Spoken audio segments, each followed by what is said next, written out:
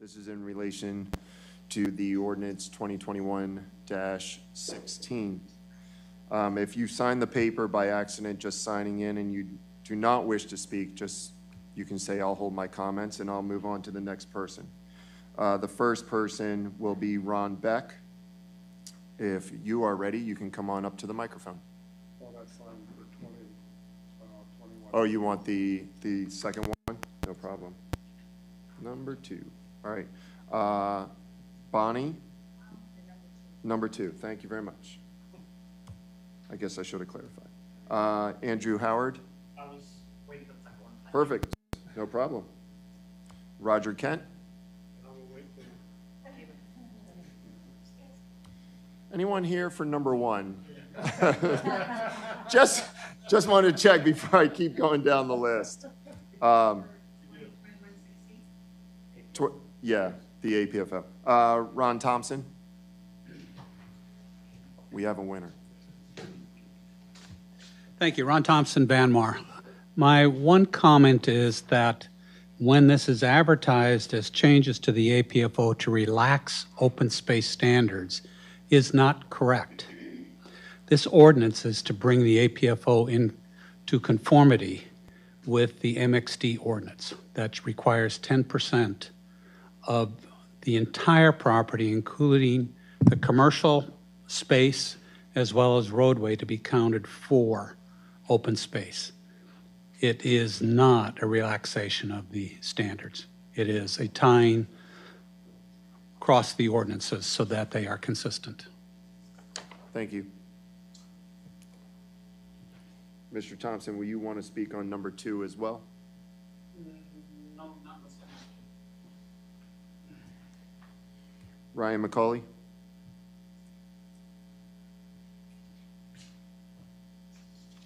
Hi. Good evening. I'm here to speak against the relaxation of the AFPO standards. I believe the AFPO has been in effect for significantly longer than the mixed-use development ordinance. So if one of the standards is being changed to meet one of the other standards, then I think it would be the case that AFPO is being relaxed. So as you all know, we are significantly at a deficit for open space in this town. You know that we are over 80 acres short, and based on the 3 acres per every 100 residents, that is approximately 2,700 too many residents currently in Mount Airy for the amount of open space we have. So that's pretty severe. In Ordinance 2020-1, which I believe created the MXD, specifically recites open space development shall be required in the town of Mount Airy and shall apply, along with the provisions of this section, to all residential zones, including the mixed-use district. So when the MXD was created, there was no like, oh, well, you know, I think MXD was created saying, yes, we're going to get more residential properties, but we're going to keep our open space standards. So this kind of just seems like a big change from that. All of a sudden, we go a year down the road, and now we say, well, okay, the developer told us it wasn't really feasible, so I guess we can cut them a break and let them have a little bit more open space, or let them off the hook for the open space. So I also recently read, I think it was Mount Airy Messenger that said that just because I do support the mixed-use zoning, by the way, and I do support the zoning of the Beck property, just not the relaxation of the open space requirements. So you might say those two things are in conflict because the developer has said it's just not feasible to meet the AFPO 3 acres per 100 residents on that parcel. To which I say it doesn't appear that the 3 acres for every 100 residents must be contiguous with the developed property itself. So the developer is going to take multiple years, as they recently said, like just because if you approve the zoning tonight, shovels don't go in the ground tomorrow. There's still a multiple year process. And I think that gives the developer plenty of time to find acreage somewhere in or adjacent to Mount Airy. They're very intelligent. They have a lot of highly paid employees, and they will figure out a way to meet the 3 acres per 100 residents that they introduced to this town. And so I'm just asking you, please just don't sacrifice our town's open space to appease a wealthy developer or landowner. Thank you. Thank you very much. And I apologize. I forgot to go over the rules, and I figured everyone would stay within them. Generally, it's about 3 minutes of time, and I'll let you know you were fine. I was keeping track, and everybody was fine, but I forgot to state it earlier, so I apologize to the residents here. Dave Bowersox? I'm not speaking with the first hearing. Number 2? There is something I would yield that time to Ron Thompson, Okay. who is going to provide some information about how much open space is. Sure. Oh, yes. I think Ryan did. Oh, Ryan didn't. I have it written down, so, but we got you. Ron Thompson, Vanmar. Just the town only counts town-owned open space in their APFO ordinance. When it's advertised that the town has a shortage of open space, I think the population needs to recognize that when you include all of the open space that's been dedicated with the subdivisions that the town has refused to take, along with county-owned open space, you actually exceed 3 acres per 100. So it's a little bit of false advertising to say, oh, we don't have enough open space. You may not have enough open space owned by the town that they have set up as that criteria. We'll only look at town-owned open space, but total overall open space in the town exceeds 3 acres per 100 people. Thank you. Larry Hushauer?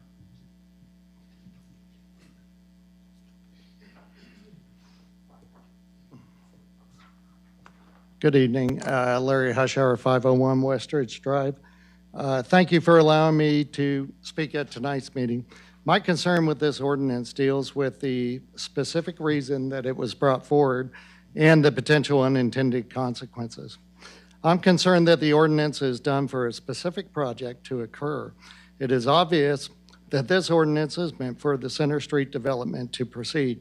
Where I have a problem is that this waiver that is offered will now be available to all future MXD zone properties.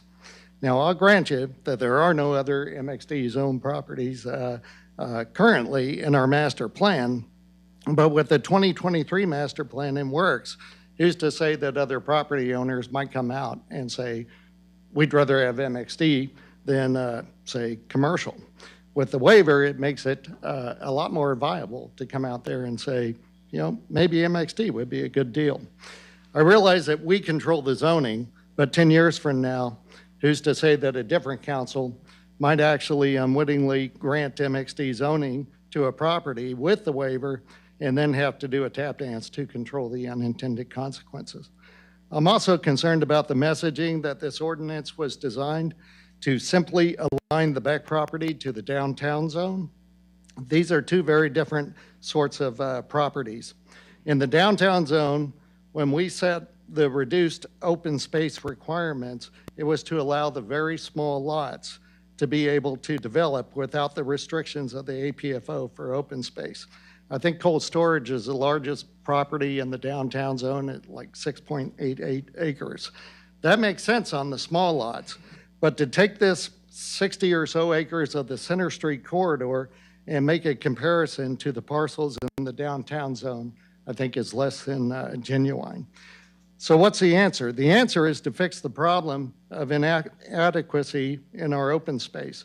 And a significant amount of that fix was in the master plan when we were supposed to bring the Harrison-LaShire property into the town, and that would have brought 85 acres of open space. That would have gotten us really close to being adequate in open space. We need to fix the problem of our open space and actually acquire some property. And there's some creative ways to do that. The main thing is that we need to get back involved with the Harrison-LaShire property and make sure that the county understands what our issues are and helps us with our open space requirement. So parkland and open space is in the APFO because it's important for our quality of life. We always hear of not having enough youth fields for soccer, baseball, and multi-use fields. And as anybody who sat on the Parks Board, there's never going to be enough fields. But my advice is not to allow our population to continue to grow with at least having the land to add those needed amenities that are only available through the parkland and open space. Thank you. Thank you very much. Scott Sergio. Scott Sergio, 1607 Pullman Court. Some of my points were made by Mr. Thompson and Mr. Hushauer, actually, with attacking property on the outskirts, the LaShire property, Harrison LaShire property. That was a missed opportunity, and hopefully we can rekindle that with some, some new opportunity. But I think that MXD is going to be the savior of our economy downtown. And I think it would be foolish to try to isolate open space, to concentrate our efforts in isolating open space in a downtown area. We don't have a situation like Central Park in New York City where we can just put a field in the middle of our downtown zone. So we need to be creative. Mr. Hushauer said that we should be creative. We should. He is right. We should find that extra land and concentrate our efforts on revitalizing and future vitalization of the downtown. And I think that means MXD. And if the deficiency is in the downtown zone to get there, then we're going to have to be better on the outside. Thank you. Patty Washabaugh.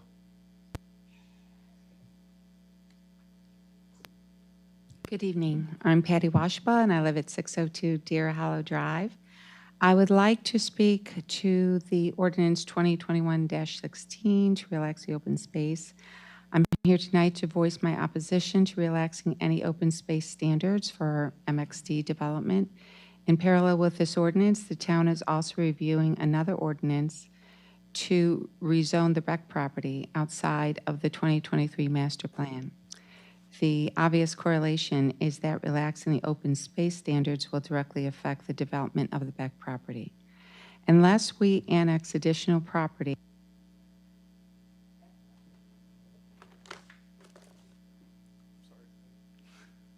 I'll pause your time.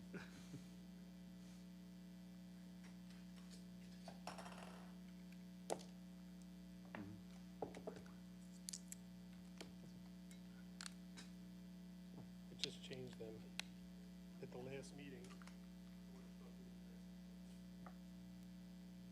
John, I forgive you. Thanks. Unless we annex additional property into our town, the Beck property will be one of the last large developments that will grow our town. And we must do so with extreme caution to ensure that our town maintains a small town charm. It is our opportunity to do right by the citizens of Mount Airy and keep the APFO standards in place. The Beck property, if developed by the Kaz brothers, will have approximately 600 units, consisting of apartments, townhouses, and single-family homes. This means more people and most likely many more children. We already have a ball field deficit, and the deficit will only increase this deficit. Therefore, all measures should be taken to resolve this issue, not make it worse. Open space requirements may also be used for land needed for future police station or community center. And one personal note after listening to some people here is when I hear that it's being told that this requirement cannot be met. I live over in Twin Ridge Development. There was a piece of land that had yet to be developed. We were told that it was going to be single-family homes. The developer came before the town council and said, oh, we cannot develop single-family homes because of the topography of the land. If you go over there on Rambling Sunset Way, there are beautiful single-family homes. I think it can be done. Thank you. Thank you. Dick Swanson.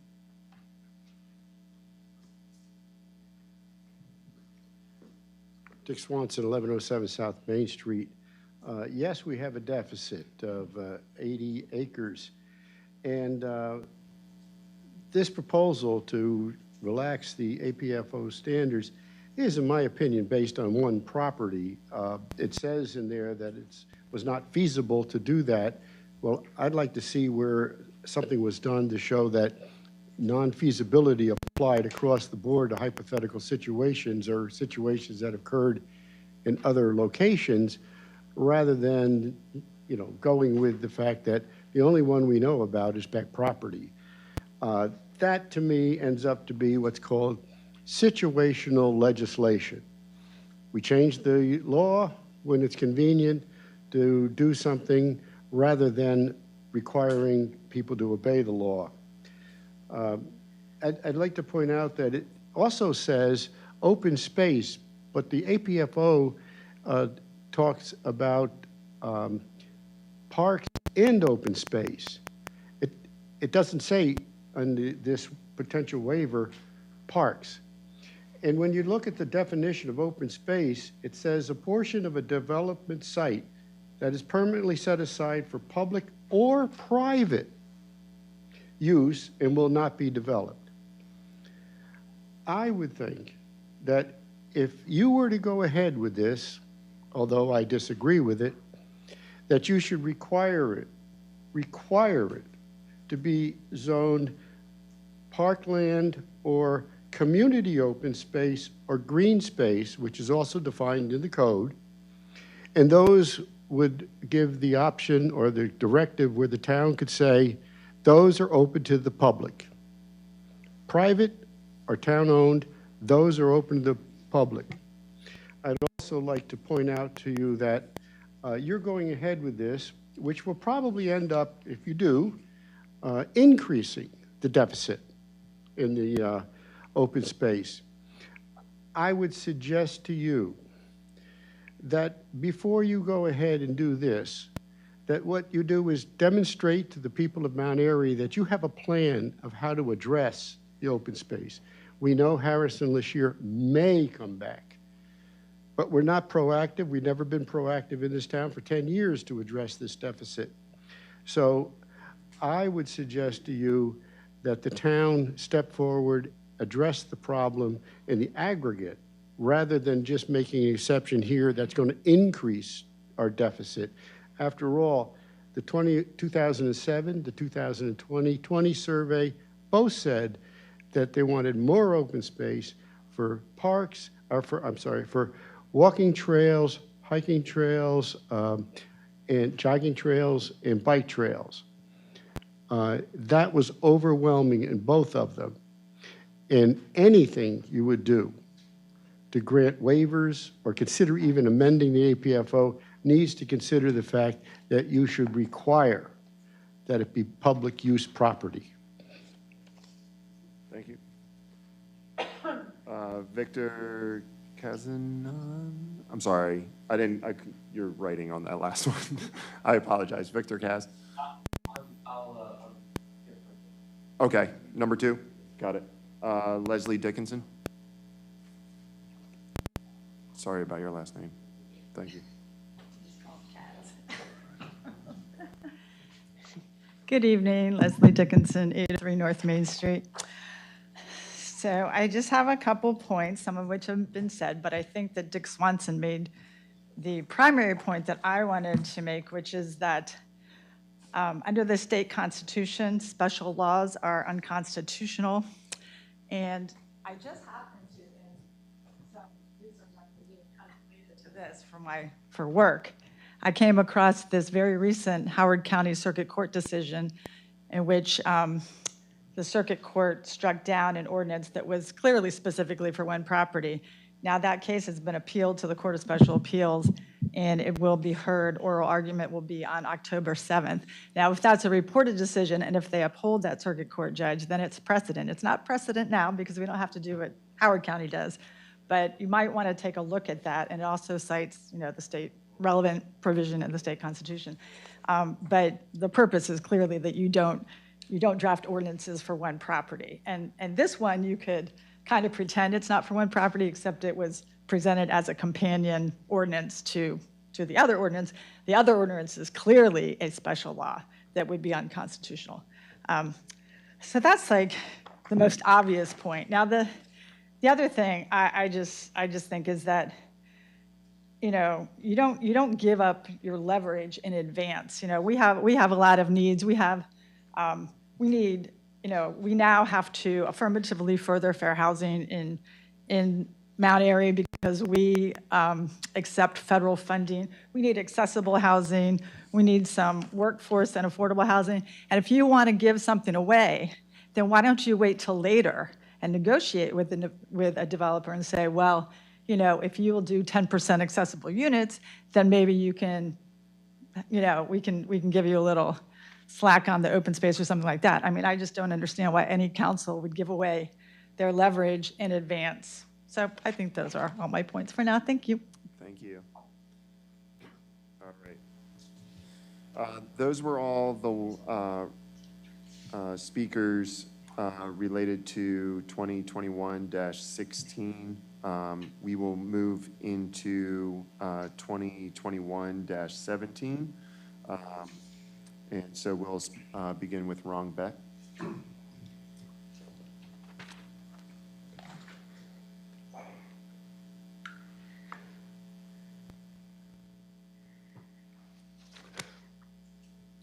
So my name is Ron Beck. I'm the oldest of the 4 siblings that own the Beck property. I thought I'd just take a few minutes tonight and point out some of the things that we've done with the town over the years. The property's been in the family for almost 100 years. It started with my grandfather, then my father bought it from him, and then when Mom and Dad passed away in the year 2000, the 4 siblings inherited the property. So back in even before the 60s, when Beck Drive was initially put in, except for the 2 corner lots adjacent to Park Avenue, all the lots there on Beck Drive, over the years, my grandfather and my father worked with various developers to put in, you know, the single-family homes coming down Beck Drive, the townhouses on the right-hand side. That was Rodenhofer Engineers, Lewis Court and David Court. Those were done by a fraud developer through my dad. My dad then sold 5 acres to Ridge Swim Club, and that's how the first swimming pool here in the town of Mount Airy came to be. That was back when we were in high school. The Mount Airy Bowling Alley, Dad and a gentleman named Zeke Watkins built the bowling alley there on Center Street. It used to be downtown across from the former Farmers and Mechanics National Bank. The Allegheny Industries as you're coming down Center Street on the right-hand side, adjacent to the bowling alley, that used to be Marine Installers, and now it's Allegheny Industries. Dad sold that property to Marine Installers. Across the street, there's a big, office complex. It used to be Superior Concrete way back when we were in high school. Then they sold it to the developer that built the big building there. The Mormon church site, my dad sold that. Again, working with the town. The medical center down at the bottom on Route 27, he sold that lot also to have that put in. The East Water Tower site back in 2003, we worked with the town because there was obviously a need for water on the east side of Route 27.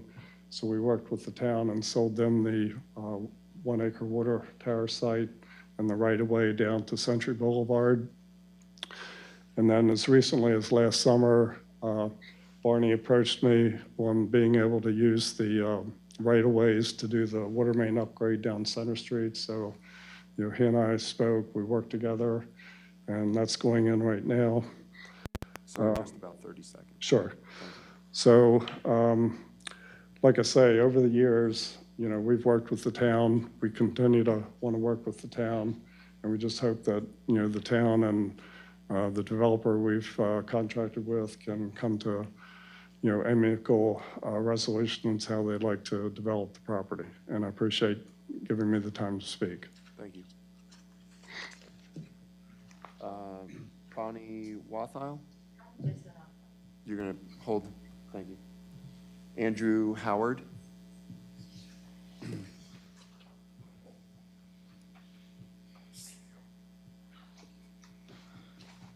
Hi, I'm Andrew Howard. I'm 207 Carroll Avenue. I'd just like to state that these 2 discussion points, the one before this, the 16 and the 17, are both related, and they're underneath false pretenses of this land.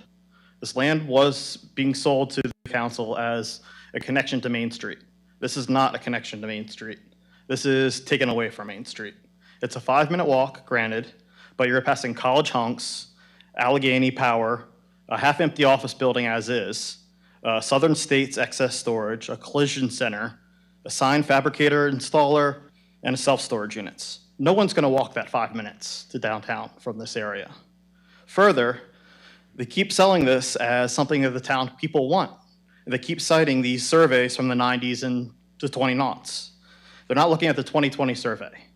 The 2020 survey, 99% of the people say this is good or excellent town, with the number one reason being a small town. Number one, 99% saying small town.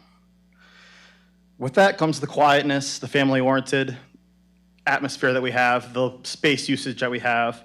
We have an 11-year-old son. He takes full advantage of the parks and recs that we have now. And we're very happy with that, and we still need more. Further, if you look at the 2020 survey, there is no need for urgent growth, what this is proposing. Granted, it's still 4 years away from now, but we have 24 lots in this town, 24 that are still up for let, up to be rented. These are on anywhere from South Main Street, Ridgeville, Ridgeside, a whole area that's going to need to be redone completely. I mean, look at Green Turtle. The number one reason they said for leaving, the location. That whole area is going to be very problematic. Not only that, you guys are furthering the plans with the Iron Building. We also have some spots downtown vacant that we need to develop. So I think the urgent growth that you guys are kind of proposing, even though it's still 4 years away, it's really not in the best interest and not what the town is looking for at this point, the people. You're setting the precedent of working for the developer and not for the people. Thank you.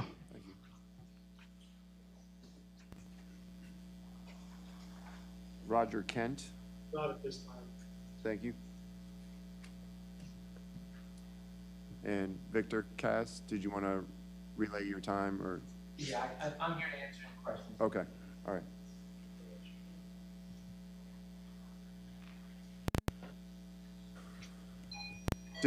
Did you miss the sign-in? I missed when you came in, sir. Okay, would you like to spend a couple minutes? Yes, I would. Sir, go ahead. Can you just state your name and address, please? Yeah, I'm Dave Beck, one of the other co-owners of the Beck property, and I'm off of Butler Road. That's my residence. Been to a lot of meetings here, and I still think it's in a good interest for us working with the Kaz brothers and them working with you that the MXD does get approved, because I think it would be very beneficial not only to residents, businesses, but to the downtown area as well. Years back, I brought in the last meeting, I brought in where you had the Design Collective come in and gave you an overall summary and high points, and I left some of those copies here of what would benefit the downtown area. And they put out a good list. One of them was Center Street, because it ties into Route 27. Then the other connecting roads, Beck Drive would come down, connect into 27 or into Center Street, in the same way with Central Drive, which would come around, tie into 27 as well. And then you have all your connecting roads and access where people can come down to the downtown area. But I think overall, the plan to move forward would be very beneficial to the town, the surrounding community, and to the town as well. Thanks. Thank you, sir.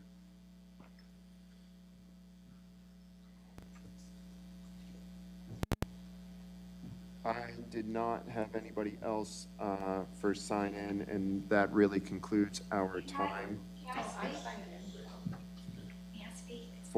Are you for the MXD and Beck? I'm for the Beck. Okay. Did I signed in, I said I wanted to wait. Oh, I'm Bonnie. my apologies. I thought you gave up your time. No. Go My ahead, name Bonnie. is My name is Bonnie Watley. I live at 6927 Runkles Road in Mount Airy, just about a mile and a half outside of Mount Airy. The gentleman that spoke about not extending Center Street, I think it would be beneficial to extend Center Street for a couple of reasons. It's right adjacent to the park. If the kids from downtown want to walk to the park, it makes it an easier access to get there. The Beck property also has the open space because of the Mormon church. That's all open. It's probably never going to be developed, the area around it. The swimming pool, that's recreational. The bowling alley, that's recreational. And we've lived in this town for a long time, or close to it. I've lived here all my life. The Becks, they grew up here, and they've lived here. And I think you need to take into consideration that we have seen this town grow, and we've seen it decline. In the 1950s, I mean, downtown was a bustling place. You had to pay parking to park down in Mount Airy. They had parking meters. And then when the big malls came in, it declined. And now it's starting to come back. But you have to keep up with the growth. You have to keep having new people come in and have new avenues of shopping and of working. And I think it's needed in this town. And that's all I have to say. Thank you, and I apologize, I butchered your last name. You did. Don't hold back. All right. At this time, this concludes the public hearing for 2021-16 and 2021-17. We will move into the public hearing for 2021-18 for small cell towers, and Scott Sergio, you're up, sir.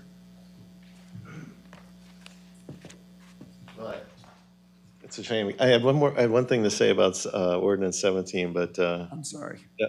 Well, can I make it real quick? Yeah. Okay. Well, my cell tower speech is not going to be as grand. Sorry. I was just going to.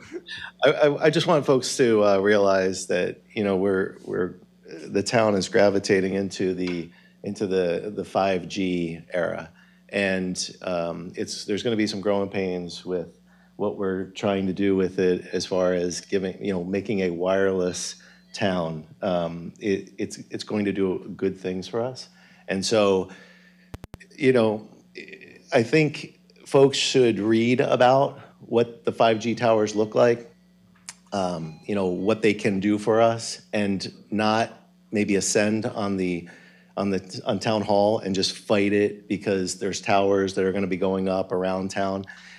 Just get educated about it, learn what it can do for you, why it's going to be what we want, and just, we surely bring input into the commissions as we grow and move into this era, but it really will make a difference if folks can educate themselves, embrace the movement, and at least, help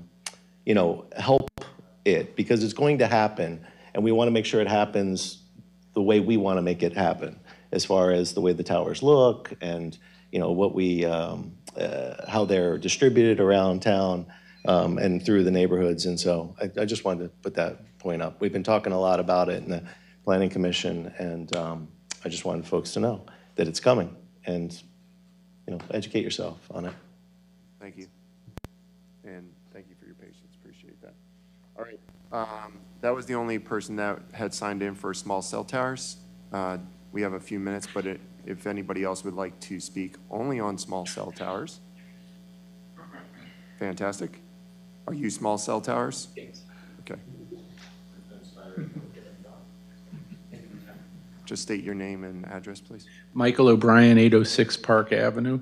I think the council needs to take a hard look at this and considering employing a consultant that's familiar with this technology. It's great technology. It'll be very useful, and it'll be anti-competitive. It'll stop us from being billed to the hilt for the current services we use. It'll be convenient, but I think we need to bring a consultant that's familiar with it and the stages of it, that they can put forth the options to a lay class such as ourselves, so we can make the best choices, because it's going to be really a good thing for this town. Thank you, sir. All right. At this time, this will wrap up with the 2021-18 small cell towers public hearing. And we will take a small break until our regular scheduled town council meeting will begin at 7:30. Thank you very much for your time this evening.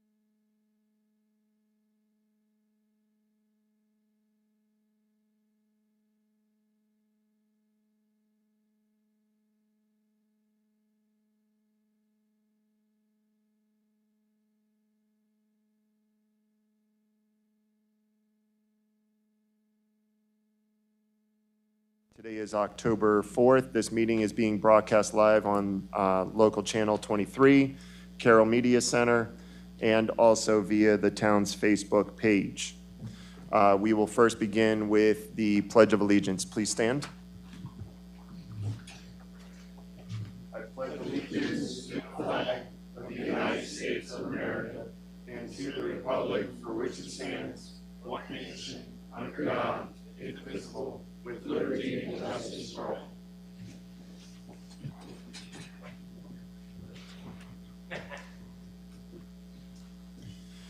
All right. Hopefully everyone has copies of everything and can follow along as we move through our meeting. We do not have any presentations or speakers this evening. We will go ahead and move into the approval of the town council meeting minutes and close meeting minutes related to those items. We have September 2021 town council meeting minutes, the public hearing on the Flatiron Building minutes, as well as September 2021 closed meeting minutes. I will make a motion. Is there a second? I'll second. Thank you, Councilman. All in favor, say aye. Before we proceed, as you can imagine, I have some very minor punctuation comments because I read the meeting minutes. I can provide those to town staff if you would. I would appreciate that. All right, thank you. Barring any punctuation there too. No, Holly, you saw the correction I sent you today, right? Yes. Okay. Perfect. Thank you. Thank you. All right. So there was a first, second. All in favor, say aye. Aye. Aye. All opposed? All right, meeting's passed. Councilman Demoter, thank you very much for that reminder. We'll move into the Mount Airy Police Department monthly report. Chief Reitz. It's a little delayed, but he's Should have almost seen here. that. He's almost here. All right. Is Bruce Waltz here? Yes. We'll skip to the volunteer fire company report. Good evening. Incident summary for September. Rescue calls, 105 in Carroll, 46 in Frederick, 10 in Howard, 6 in Montgomery, for a total of 167 rescue calls. Fire calls, 17 in Carroll, 7 in Frederick, 1 in Howard, and 4 in Montgomery, for a total of 29 fire calls, which resulted in 122 calls for service in Carroll County, 53 in Frederick, 11 in Howard, and 10 in Montgomery, for 196 calls for service. That's my report. Thank you, sir. Any questions or anything like that? All right. Just one quick question for Bruce. Yes. How did the fire auxiliary meal sale go? I heard it was very well received. I don't know. I haven't heard, but I did buy a meal as well as my mother, and we enjoyed it very much. So did I. Well, I was Don't told, worry, the councilman got his food. I did. I was early, but no, they said it sold out in an hour and a half. So thank you, Mount Awesome. Airy, for supporting our town fire department. All right. We'll wait for Chief Reitz. We'll keep it going through. Next up is community concerns, citizen comments. This is the time for the residents to talk to the elected governing body. Anyone have any comments, concerns? Yes, sir.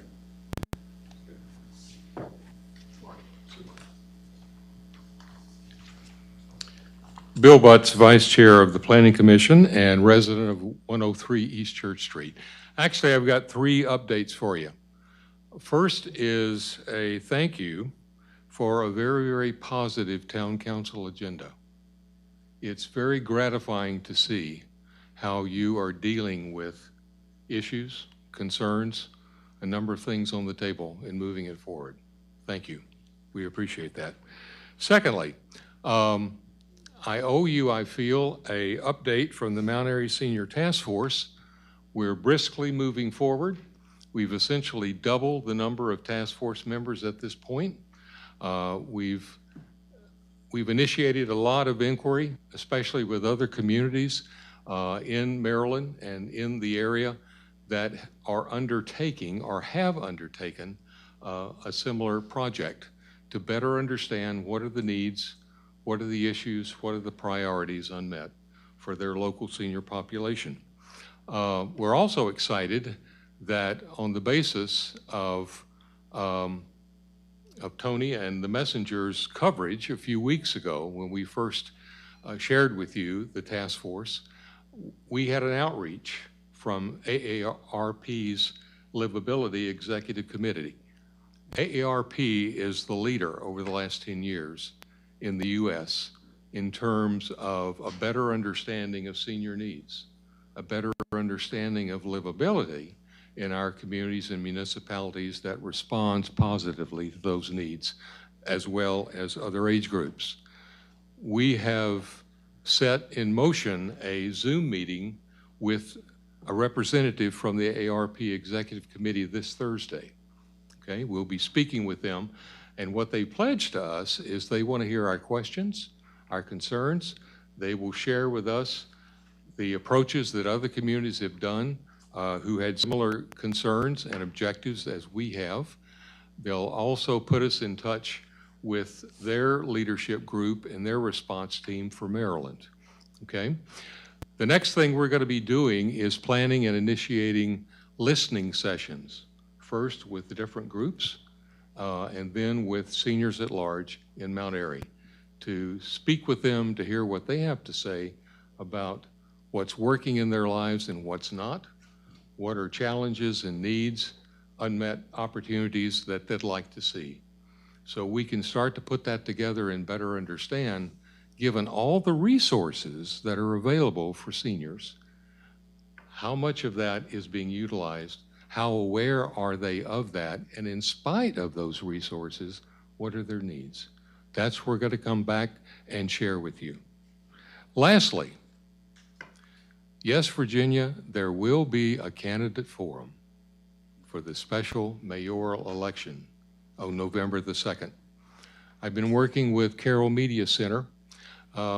We go back 6 to 8 years when we initiated here in Mount Airy our own local candidate forums.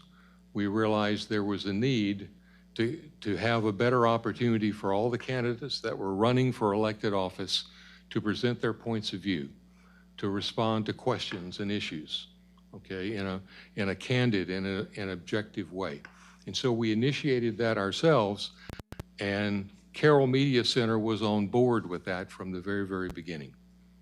There was a point when it made sense for me to step back from being the coordinator and the moderator to just being the coordinator, okay? And so we brought in a worthy individual to be the moderator who was local, but not a town resident, and so had no dogs in the fight. Neither did I, but at any rate, it worked better. And that's the way we're proceeding with this. The tentative date for this forum with the two candidates, both Pam and Larry, is October 14th. That remains to be finalized, and the preliminary venue is right here. Obviously, we would like to have a larger facility if possible, so we're exploring that opportunity. We'll get that out to folks. The important thing is it will be both live in person, it will be cable cast live, and it will be replayed. And so the greatest number of local residents will have the opportunity to access what the candidates have to say, where they stand, and therefore be better informed for the election on November 2nd. Wanted you to be aware of that. We've gotten it to this point. We'll finalize it, get all those details out, and thanks to the messenger for helping us as well get that message out. Okay? Bill, just a couple things. Yeah. I know when the senior task force started a few months ago, the council had some clarifying questions. We wanted to know where you guys were headed, and I even sent you a couple emails just to make sure everything is progressing nicely. And I think with the senior task force, I think you guys have done a great job listening to some of our suggestions to make sure that at least you're focused, you have a focus, you're moving forward. And so hearing some of the things tonight that you had spoke with the senior task force really at least enlightens me that we can do a better job and hopefully get some feedback from the seniors that Yep. maybe aren't necessarily always here in the audience or always on Yep. Facebook and those Yeah. types of things. Yep. I do want to make sure that we get a couple of the agendas, just so that we are able to at least broadcast that and put that on the website. Okay. That will not only help the local residents, but also the surrounding residents as well, and also governing bodies to alert them to what we're doing as well. So thank you very much. Glad to. Appreciate it. All right. Any other community concerns or citizen comments? Yes, Larry.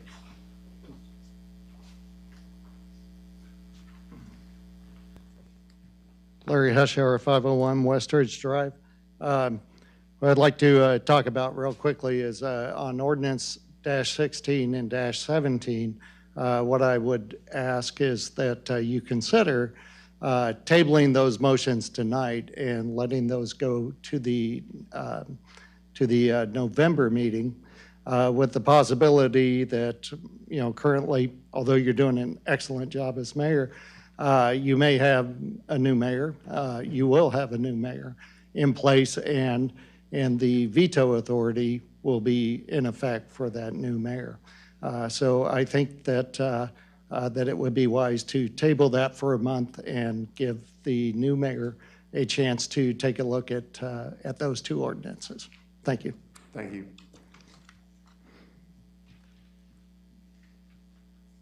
Any other comments, concerns? Yes, ma'am.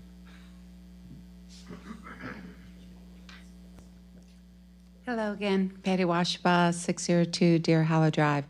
I would like to also say I think it would be a good idea to table those ordinances, and one of the other reasons I support what Larry has said, but the other reason is I know that one of the council people here did not hear the concerns of the citizens, and I think it's would do her some time, unless she was listening to it. Facebook. She was on live, so you did hear it?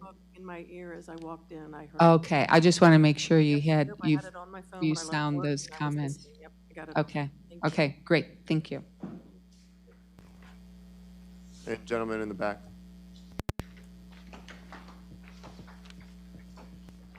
Eddie Godwin, 202 Lookout Avenue. I would just like to bring to the council, maybe if we could put some consideration towards Roads Committee possibly making Lookout Avenue one way. Since the closure of Park Avenue, we've had increased traffic, and the commercial traffic, which I understand is due to the businesses, but they're coming through at a high rate of speed. And hopefully if we could make that one way outbound of town.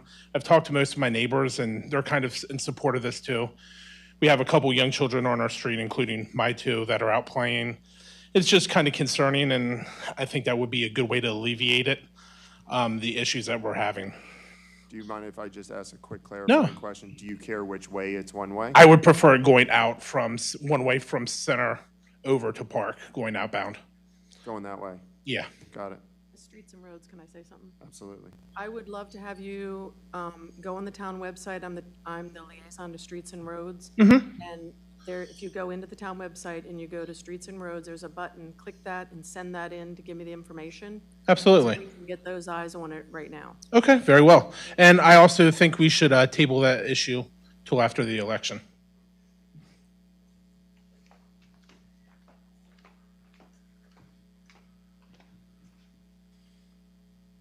All right, we'll move into, sorry. Hello. I didn't see you, I'm sorry. It's all right, I'll get over it. That's all right. Christian Action, 13 Hood Street. I'm going to ask you folks to do the same thing and table until after the election, 16 and 17 for us, please. And I'm spoken. Appreciate it. Anyone else? All right, sir. Similar to Lee Hagewood, 1808 South Main Street. Similar to previous people, I'd like to table it until November because it seems like it's going to be a big impact on the city that could have greater implications that I'd like to make sure we think about what it's going to do. Thank you. All right, thank you. We're going to move to new business? Okay. All right, new business. First up is our EDC annual report by staff member Melissa Thorne. Hello. I have a really nice report written by Josiah Timmerman on the Secretary of the Economic Development Commission. And then I have the succinct report written by myself. So I'm gonna do both justice tonight. That's what I'm gonna try to do. So per code chapter 8, EDC has prepared an annual report to bring forward to town council. And in response to the economic impacts of the COVID-19 pandemic, 2 financial programs were created, spearheaded by EDC, the Small Business Operating Assistance Micro Grant, which awarded $1,000 to eligible businesses, and the Business Relief Loan Program, which had given out 2 $10,000 loans to local community businesses. They're currently working on revamping the welcome packages for new residents. So residents that will come into the town beginning this month, beginning in January, the goal is to start handing out those welcome packages, estimating about 40 a month, 35 to 40 a month, thanks to Mary's new homeowner information. On September 16th, 8 months worth of planning went into the second Envision Mount Airy tour that was held to showcase commercial property, and it was a great event. The committee is following up with those interested in space in town. EDC was able to become a part of the master plan process already and will continue to be part of it as needed to give input on economic development matters. And they have been giving my department feedback, that's the community development department, on a tourism map, which we hope will be printed in early January. And in February of this year, the EDC generated and issued a survey to the town's businesses that was 334, and they received a positive response rate from 23%, which exceeded expectations according to the survey masters. And the results of that survey have shaped the EDC's mission and the vision statement thus far, and they are identifying areas for new avenues of outreach and are continuing to influence their strategies for promoting the development of these businesses. The EDC continues to work on the brand ambassador program, in which segments of businesses, about 12 of them, were assigned a point person, thanks to Councilmember Reed. And the program seeks to stimulate engagement between the local government and business leaders. I think we're due for a check-in this month, right? We are. Great. The EDC began their own Facebook page as a result of the town survey that was held, and are trying to bring attention to what they do as a commission, their initiatives, and also they are always promoting local businesses and sharing posts. You can follow them. It's the Mount Airy Economic Development Commission. And they worked closely to develop the grant that just opened that I was here to discuss last month, the Building a Brighter Future Small Business Grant Program. And I will mention it's open online, and it's a rolling deadlines again. So the first is really October 28th to get in applications, and then those will be reviewed the following business day, and that's every last business day of the month. So if we get a lot of applications, we may conclude by the end of October, and we'll keep it open through the end of the year. And lastly, the EDC is editing their work plan. So they worked very diligently this year, and I think got a lot accomplished. So I'm pretty proud to be their liaison on staff. Awesome. Any questions? Okay, thank you. You're doing a great job, Melissa. I thought Council President Poirier might go around. I was just giving a compliment. Okay. I do have a couple questions. Okay. So first, I want a good report. I want to compliment you on the Envision Mount Airy tour. I participated in that tour. So kudos to Donna Marie Needle. Mm-hmm. Kudos to you, to the entire staff of Town Hall. It was a Thanks. very informative, well-run tour. So thank you for that. A question about all the grants you've given out to all the businesses, 19, 20, 21 businesses. Mhm. So are they all still in business? I can speak, one of them is not in business. Okay. Yep, one of them is not. And then you mentioned that you're continuing to influence new strategies for promoting the development of area businesses. Where could I learn more about those new strategies? Is that something that you have in writing, or I could come to a meeting? I don't. I would encourage you to come to the meeting and listen in on them and see what they're working on, because especially with the development of their work plan, I know this is a key component part of that. All right. Yeah. Great, thank you. You're welcome. Thanks. Just one more, and good job, Melissa, on the Vision Tour too, and all the other staff that worked on that. Thank you. Very informative, so thank you. I meant to mention also that all 5 council members were at the event, which was so cool to see. It was wonderful. Thank you for your support of economic development. At different times, and we maintain separate space.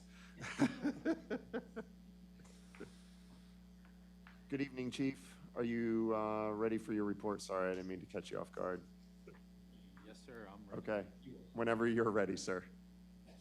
Chief reads with the County Police Department monthly report. During the month, we completed several trainings. All the officers have qualified with their patrol rifles.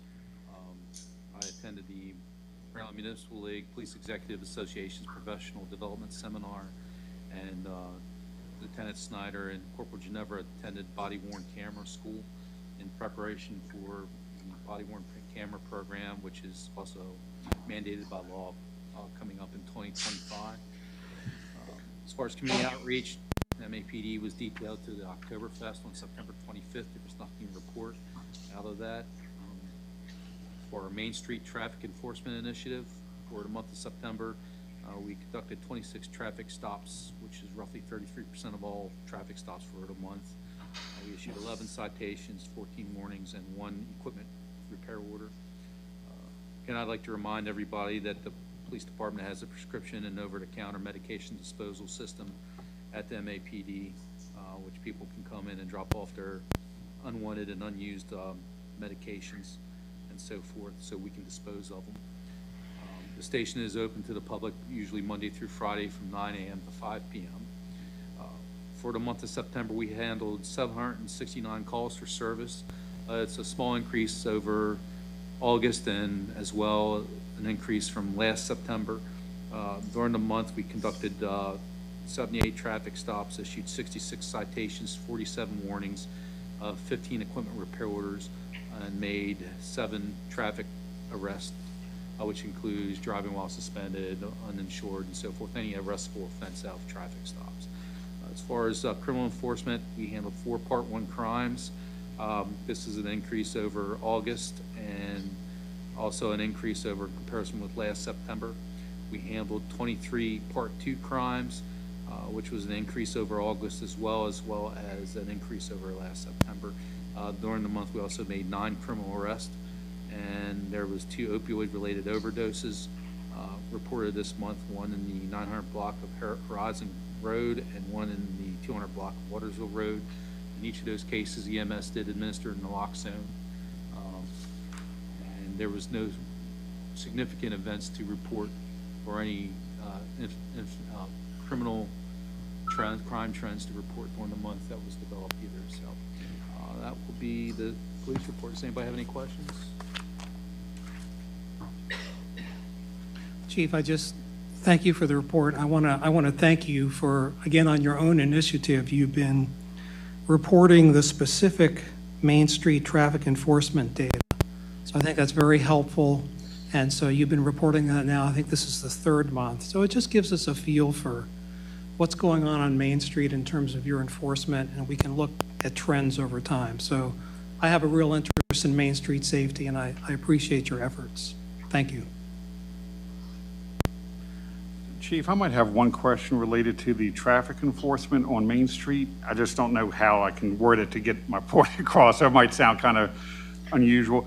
When you issue citations, do you find is it north or south direction that has them like coming in and leaving? Because it's been mentioned to me a couple times that the Flatiron Building acts like a natural like speed bump or a street narrower. So I'm just wondering if it like more people coming down into the town from the south are speeding into town and then hit the Flatiron and slow up, or is it leaving that end of town? I would have to really dive into the data Okay. and look at that. Sometimes the officer's right in the whatever 100 block of Main Street, so Yeah. you don't know what direction they're going. Some Okay. officers right northbound, some Okay, officers right southbound. yeah. I'd really have to take a good hard look at the data and pick it apart. Yeah. But I can tell you just from looking at Main Street does get very narrow in that section, so it acts as a funnel. We can only hope that it does slow people down. Okay. You would think that it would, but you'd have to really look at the Yeah. data to make a determination or not. Gotcha. Which way they're going. Plus, when we do it, it also it's hard for us to conduct enforcement action in that specific area because there's no place for us to safely off our cars and pull our patrol vehicles out of the way and so forth. There's no shoulders or anything. So we probably have certain key locations where we can set up in certain driveways and parking lots that we do set up. So we really have to dive into the data really to let you know that. Nah, I thought if you had known, not off the top of your head, but like if someone had mentioned, like you said, depends. It sounds like different officers write it different ways, so it's kind of hard to tell. Correct, yeah. It's relevant because we're talking about the Flatiron, and some Absolutely, people I have understand. mentioned to me. I understand. Thank you.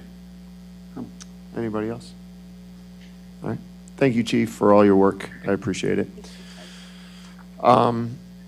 Last month, we tabled a vote for the Ethics Commission, and so this was the only one that came to my attention that just needed to be brought up, so we'll hold the vote for this. This is concerning Richard Blatchford for the Ethics Commission. Last month, you were given all the details. I did not have a reprint just because we had already had it in our packets.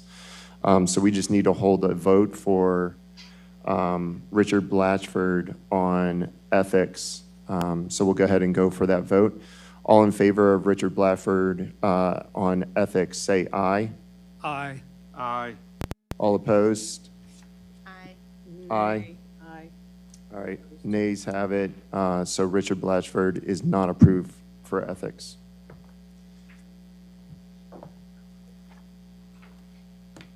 We will move into, that's mine. I'm sorry. Come on, you're going to slow the meeting up.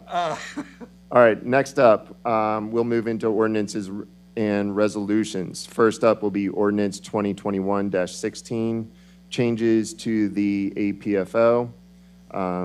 I guess for all lack of better words, relax open space standards for MXD development. This is up for adoption. So I will introduce. Is there a second? I'll second. All right. Discussion. Ms. Galletti, would you like to go, or Tom? There's one typo. Okay. I'd like to call attention. I must have hit paste twice. Many thanks to Dick for pointing this out to me. On page 3 of 5, just where we have subsection 2, that was inadvertent. That should be stricken out. And what I have as 3 should be 2. I just hit the paste button twice, obviously. So cross off number 2 altogether? Yeah. Number 2 altogether, and then 3 becomes 2. Okay. So for those in the audience, 2A, B, C, and D are being stricken from this document. This is in error. And then 3 becomes 2. And A, B. 3 becomes 2, and so on and so forth. Yeah.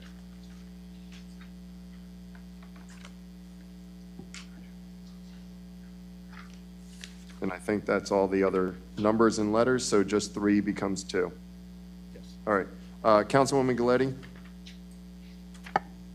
The one comment I have on 2021-16, so changes to the APFO to relax open space standards for MXD. So prior to being on this council, because I'm a facts and information person, I did some research, and it looks like the previous town council passed and unanimously voted for MXD. Am I correct? Yes. Right. So it looks like there has been things in the works for several years from several town councils to try to make these things happen. So this is a step in letting something happen that's been talked about for 20+ years.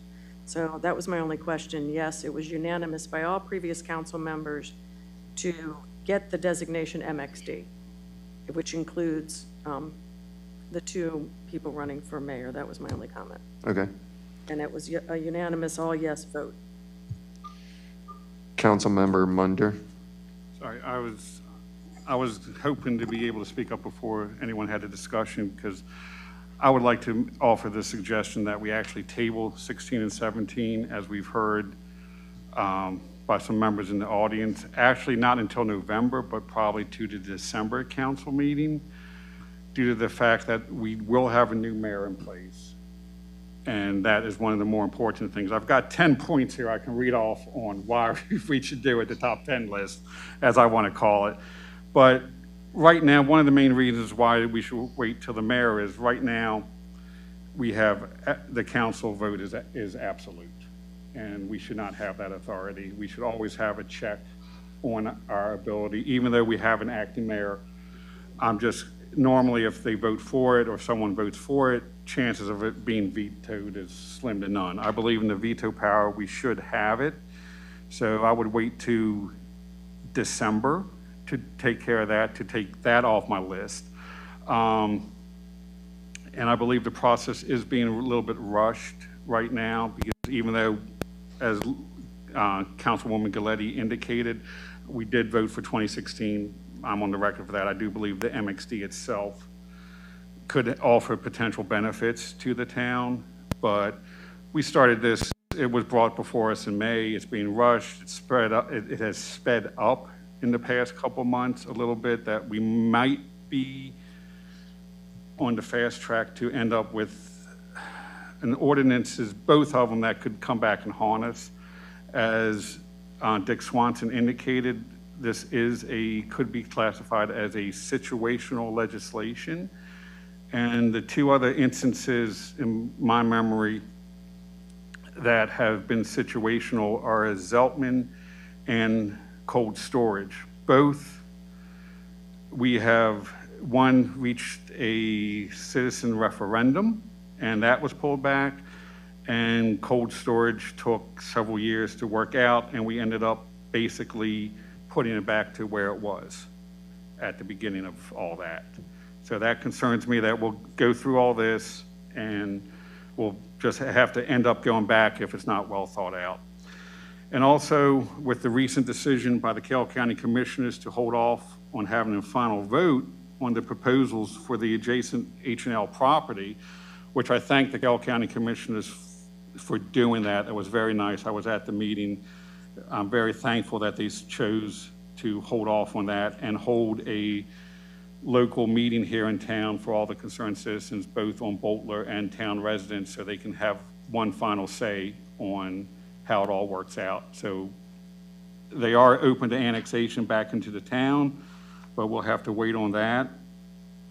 But I just think that if we go ahead and vote forward on these two things in a similar manner for similar legislation, it's kind of, I want to say, not being nice to the Carroll County Commissioners if they held off on similar legislation. All I'm saying is a 2-month wait.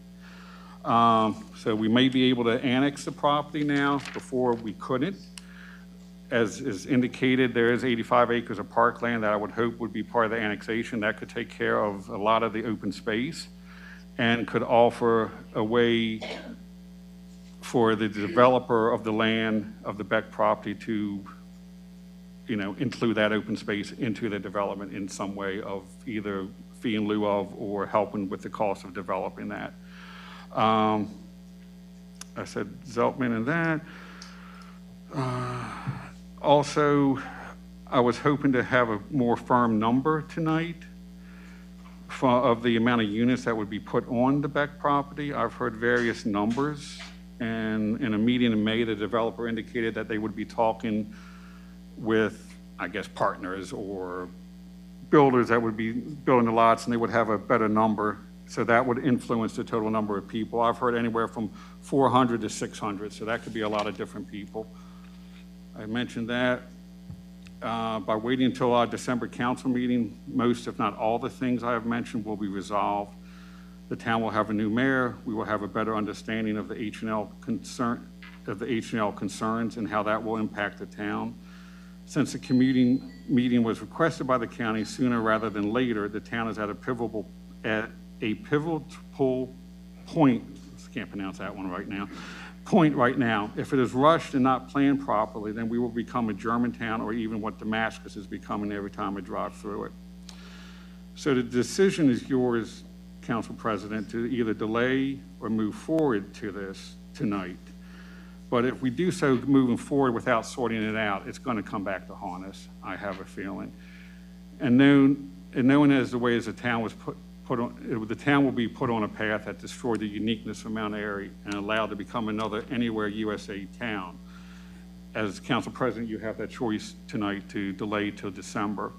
And also, I would like to say, when I'm working in the caboose over the weekend, several people have mentioned the small town charm, the impacts, the niceties, the quaintness of Mount Airy. I also ran into a person that just moved into my neighborhood over the weekend. I asked her where she moved from. She said, oh, Oakdale in Frederick County. I thought, that's unusual because that's normally the go-to place, I would say, from us. And she said, well, I was looking for the small town charm, the smaller town.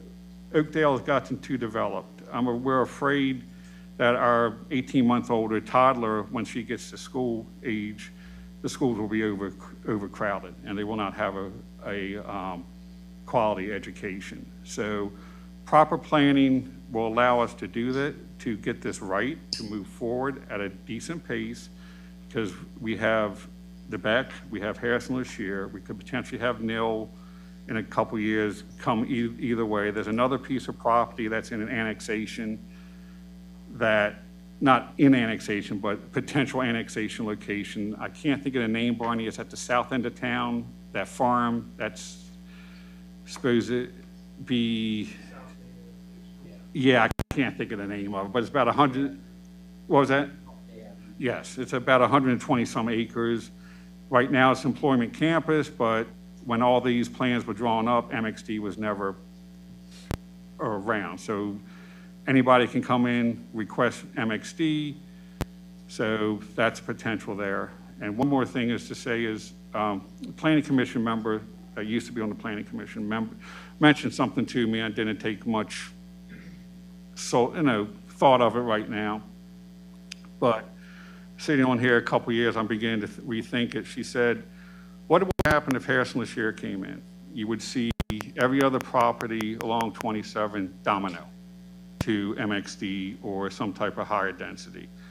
That's the way it's going. I'm willing to accept that. But then it started thinking Harrison-LaShire, Beck, and then Nil. So, and part of the planning process is when things are rezoned and reworked, they look at what's zoned around them. And if two properties that are adjacent to one property are zoned MXD or some other type, chances are that one is coming in will be zoned that also, because what I learned on Boslow, a person has to prove, well, a mistake or changing use in the surrounding neighborhood. We do MXD without properly thinking and moving it forward. We've had a lot of citizens come out tonight and say, hold off. And I want to listen to them, to those citizens and my reasoning here tonight. It's just 2 months.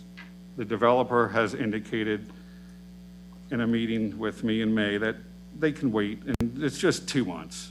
So that's what I would say before we get into a lengthy discussion, that we hold off for two months. Thank you. Thank you, Councilman. Councilman Demoter.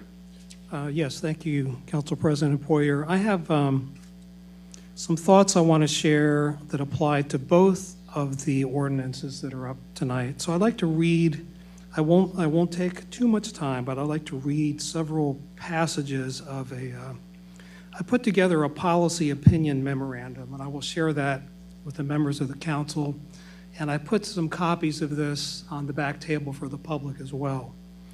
So I think at the last meeting I said that for me, these may be two of the most important ordinances I may vote on for some time on this council. And the reason is it's all about the process to me. And so I want to share with you, and this was in my policy memorandum, I do not believe that the subject ordinances are in the best interests of the citizens of Mount Airy, and therefore do not support their passage at this time. My reasons center on the choice of process used in crafting these ordinances and on the collective approach taken in crafting them, rather than any issue with any particular individual involved in the process. The basis for my opinion on these ordinances is provided below. Why it matters.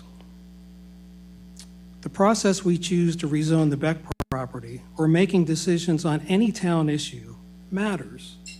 In arriving at a decision that will impact the citizens of the town of Mount Airy, how we get there matters. I've often talked to you about organizational culture in town meetings, interviews, and indeed in the candidate forum when I was running for office. Organizational culture is defined as the shared beliefs about what is right and how things are done in an organization. It is the collection of values, principles, expectations, practices, and processes that guide and inform the actions of everyone in the organization. It starts at the top of an organization, it's espoused by its senior leaders, communicated through all levels of the organization. In summary, it's how things are done around here for the organization. That's the best definition of organizational culture. In the case of the Beck property rezoning, we're presented with two choices. The first choice is to follow the town's standardized, established process of updating the Mount Airy Comprehensive Master Plan. That's this right here. This is posted on the town's website. So that's for reference. This is a publicly accessible process, widely advertised through the town's website, that holistically examines property zoning and rezoning requests for the future land use of Mount Airy.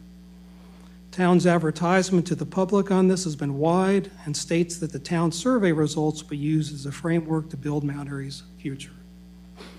On this point, it is noteworthy that town survey results highlight the public's strongly held views on limiting residential growth and their strong preference for nature trails and undeveloped natural open space.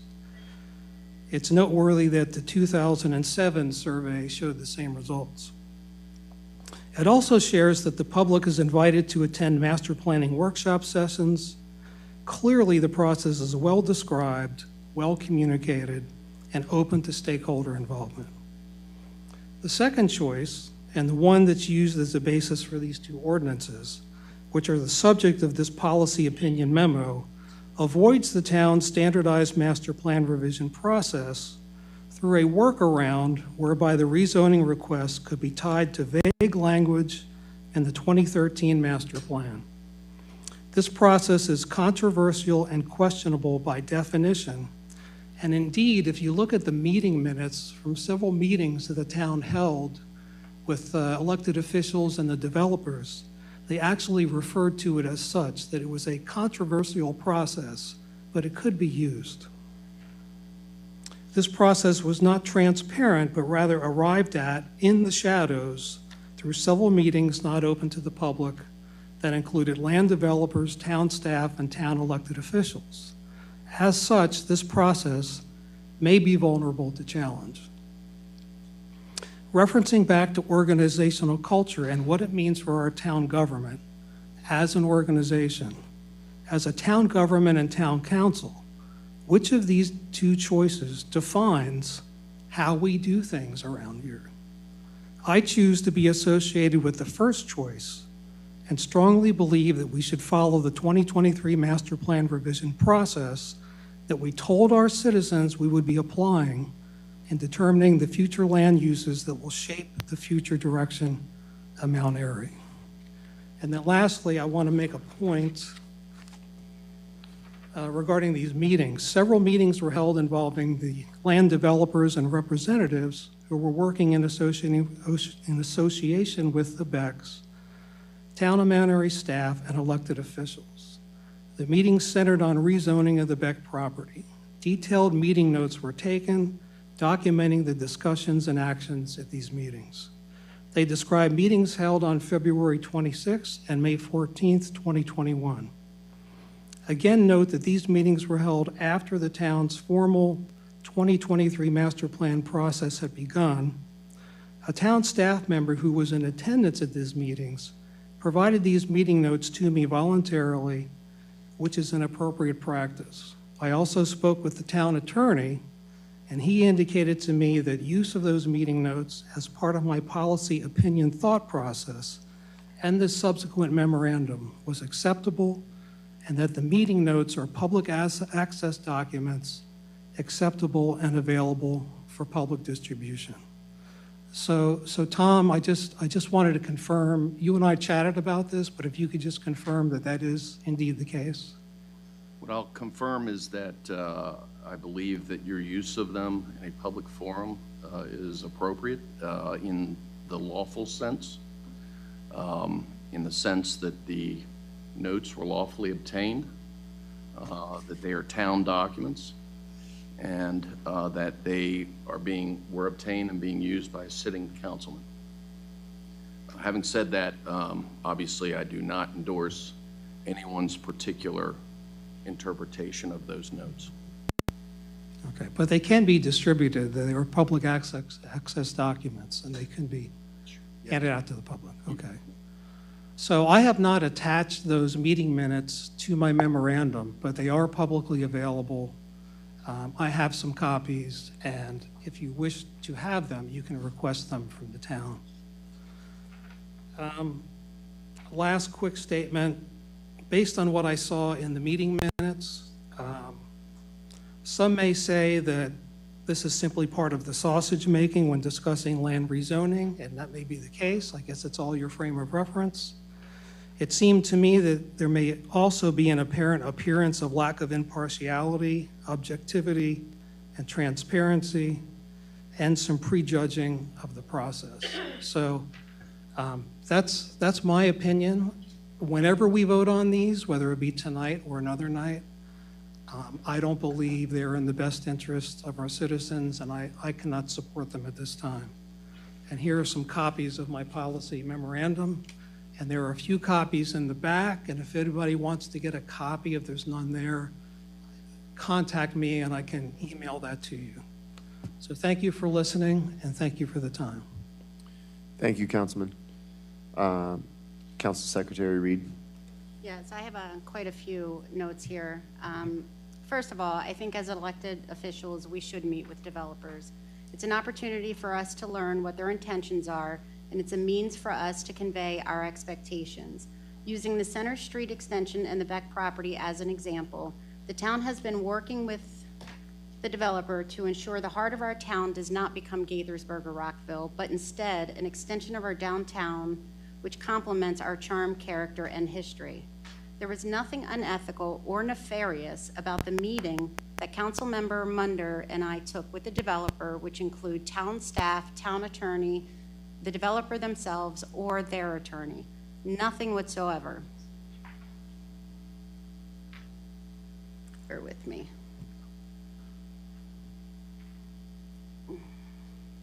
This development has been talked about for 20 years. There have been numerous public hearings, charrettes related to it. It's time to stop kicking the can down the street, as stated in 2019 by then Council President Larry Hushauer. Since I joined Town Council in 2019, all members of Town Council supported the development and the extension of the Beck property. I'm not exactly sure what has changed, but during that time, one resolution which stated that we would pursue the extension of Center Street through normal development. Two resolutions that passed since then, we passed the MXD zoning itself, as well as the DARA, which is the Developers' Rights and Responsibilities Agreement. Incredibly important. It states what their responsibilities are, what our responsibilities are, what their rights are, what our rights are. We passed that specifically for the MXD zoning on the Beck property. We have taken multiple steps forward over the last 2 years to get this project done that has been talked about for 20 years. Steve, you mentioned you're all about process. These 2 resolutions have followed the town's process, pushing them to the Planning Commission, public hearings, coming back here, public hearings. This is exactly what we are supposed to be doing. There's been a lot of talk about we're inadequate on our APFO. Quite honestly, we don't ever want to be adequate on our APFO because that gives developers our backyards the freedom to develop without having to provide open space. We're not saying that this development doesn't have to provide open space. We're just saying we're limiting it for this particular development. Additionally, if we annex in Harrison-Lashire and we become adequate, the Beck property is currently zoned R7. That's high-density housing. They could go in there and build as many houses as they want without any open space whatsoever. Is that correct, Barney? Right? Am I reading that correctly? This is the better solution. This will promote economic growth within our town. Do you want high resolution high density housing, or do you want more shopping, dining, walking trails, biking trails? They're talking about developing Center Street with commercial on Center Street. We're not talking about mixed use buildings. The residential density will decrease as it gets closer or further out on the Beck property. So, you know, individuals on Beck Drive are not going to have a loading dock in their backyard. The loading docks are going to be on Center Street. I'm sure I have some more, bear with me. We talk about youth fields. Windy Ridge is the perfect location for youth fields. We haven't pursued that option because residents in that neighborhood don't want the road extended going into their backyards and the traffic on their street. Why haven't we turned Windy Ridge into youth fields? What are we waiting for?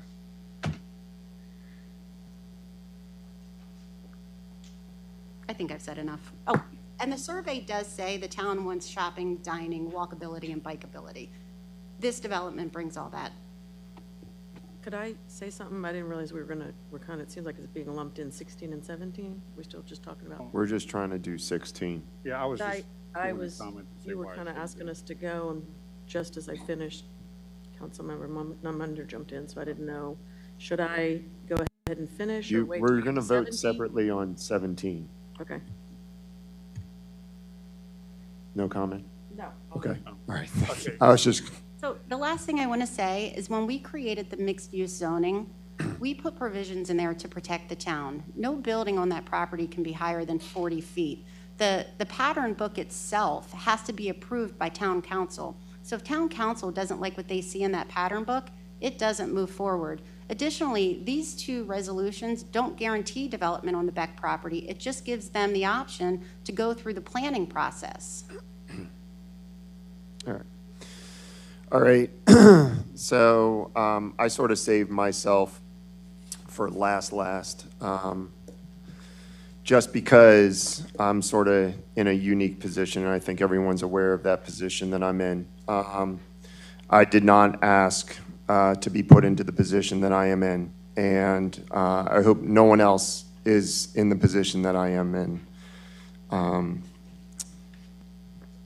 Some people think that it's a good thing, and some people think that it's a bad thing, and I am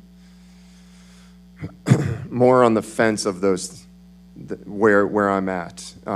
It has not been an easy several weeks, and I feel like it's been a year for the position that I'm in, working with town staff every day on top of everything else. And so looking at these ordinances, people have made the comment tonight that they should be tabled. And I thought about that, and I'm still thinking. Believe me, I'm still thinking. And the reason why I'm thinking hard about that is because I should have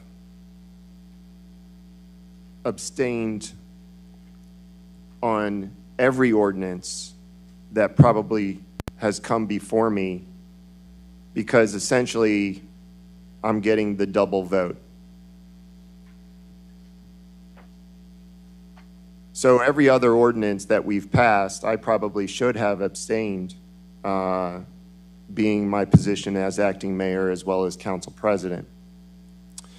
Does that mean that one ordinance is more important to another? Depends on who it affects. When we talk about the sewer station, sewer water, complain that I voted twice on that one, but if we hold the vote tonight on this one, we'll probably get some emails, right? It's also hard for me to think about if Mayor Rockenberg was here. And I don't want to play devil's advocate, but what would he have done if we were to hold this vote tonight? Would he have passed it or would he have vetoed it? I don't really know. I don't think there was maybe enough discussion between him and I about this one.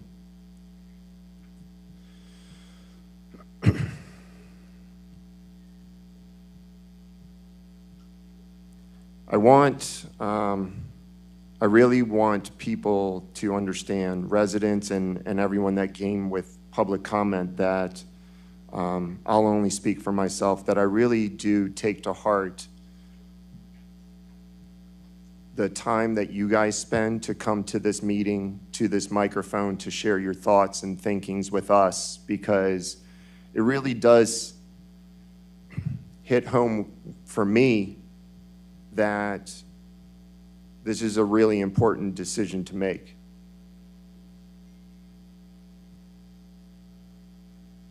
So, with that being said,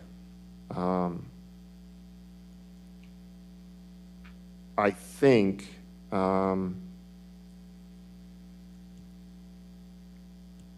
give me like 20 seconds. Seriously, I mean, I really do consider everyone's thoughts, so just give me 20 seconds. If anybody else has anything they would like to say while we listen to music. Dramatic. Nah, I'm fine. No, you do a wonderful job, and no one, I think, envies the position that you have been put in tonight or through all the ordinances, so thank you for that, Council President. And the comment, I didn't mean to cut you off, Councilwoman Gilley. I was just trying to say that I was just doing a comment why we should delay into that. So I do have some more comments on 16 if we still go ahead and discuss it and things. So that, I got some clarifications to Councilwoman Reed's thing on. If you could just not respond, because I don't. Yeah, yeah. You had your opportunity. Gotcha. She had. Gotcha. Okay. Thank you very much. Problem. I appreciate You're that. sorry. I apologize for that. So that's it. So. All right. Is it 20 seconds up? I don't know. I just keep hearing a song in my head. All right. You still need to kill time, because I just have a time frame. So, no, I'll just talk through the rest of my thinking, and hopefully I can make it home safely, I guess. If we table, the table will go to November. It will have to be tabled again, because I'm assuming people want it to be for the next election. So keeping in mind that our council meeting is on November 1st, the election is on November 2nd. So we would have to table twice, at which point I believe that passes our timeline. It would have to be reintroduced again.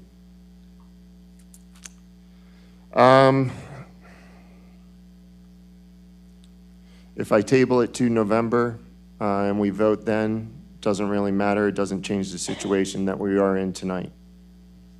Oh. Okay. I could also abstain. Tom, if I abstain and it goes 2-2, it doesn't pass, what does that effectively do to this ordinance? It does not pass. So basically, the process would start over again. It gets reintroduced, goes back to planning. If it was to be brought back up again? Right, I can only, I suppose somebody could do that, but as to 2021-16 and 17, a 2-2 vote means it does not become law. Does not pass.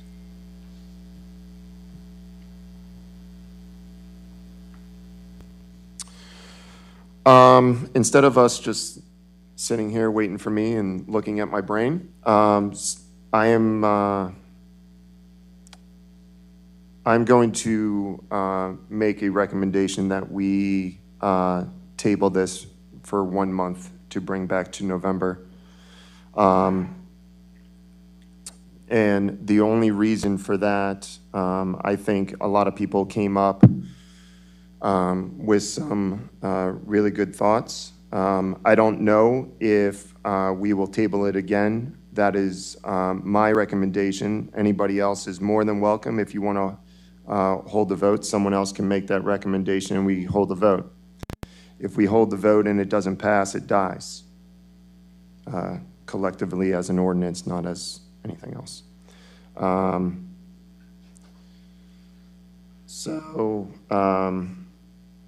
If anybody, I guess, would like to change my mind.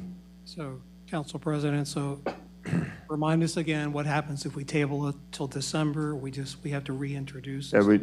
We would have to reintroduce it. It elapses the time. Because we followed the process. Yeah, understand. Okay. I mean, would the reintroduction have to happen in November or December? It would have to happen in December. It's still within the 30 days of this ordinance. I'm sorry, no comments. Yeah.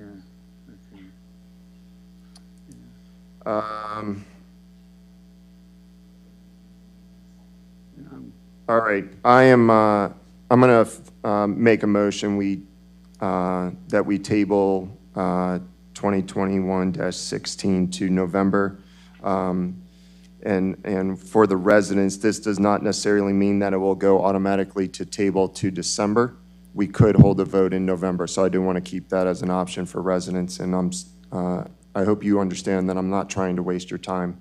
I really do want to take your thoughts, as well as my unfortunate position of where I'm at, into consideration, so I hope you understand. So that is my recommendation, that we table to November. We'll go ahead and hold a vote for that recommendation or motion. All in favor say aye. Aye. All opposed? Aye. Sorry, we can have a second on that. I'll make a motion that we table to November. I'll second. All in favor say aye. Aye. All opposed? Aye. Okay. Councilwoman Reed and Councilwoman Galletti opposes. The ordinance will be pushed to November.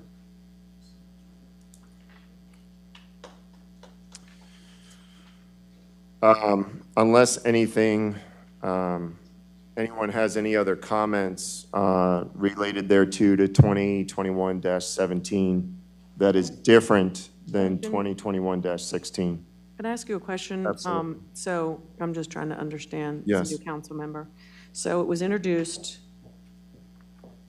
June. It was reintroduced September. So are we reintroducing it in November, or are we allowed to table it? What's the time frame that we can table? It should be coming to our table. I believe it's 60, 75 days? 75? Days. Okay. You have to enact something within 75 days of its introduction, or reintroduction, as the case may be. So 75 days from September 13, when it was last introduced, which I don't have the calculator out, but You're fine. November 1st, November 1st within the 75 will days, fall. I would suspect. can we, just for process, can we reintroduce it, can we reintroduce it, say, in November and hold the vote in December then? Sure. Okay. So there's no problem with reintroducing it before the 75 days, just to reset the clock, per se? Yeah, you can do that. Okay. Does any council members have any additional comments that they would like to make to 2021-17 that was different than 16? Well, if we didn't support this development, why'd we pass MXD zoning? It's a legitimate question.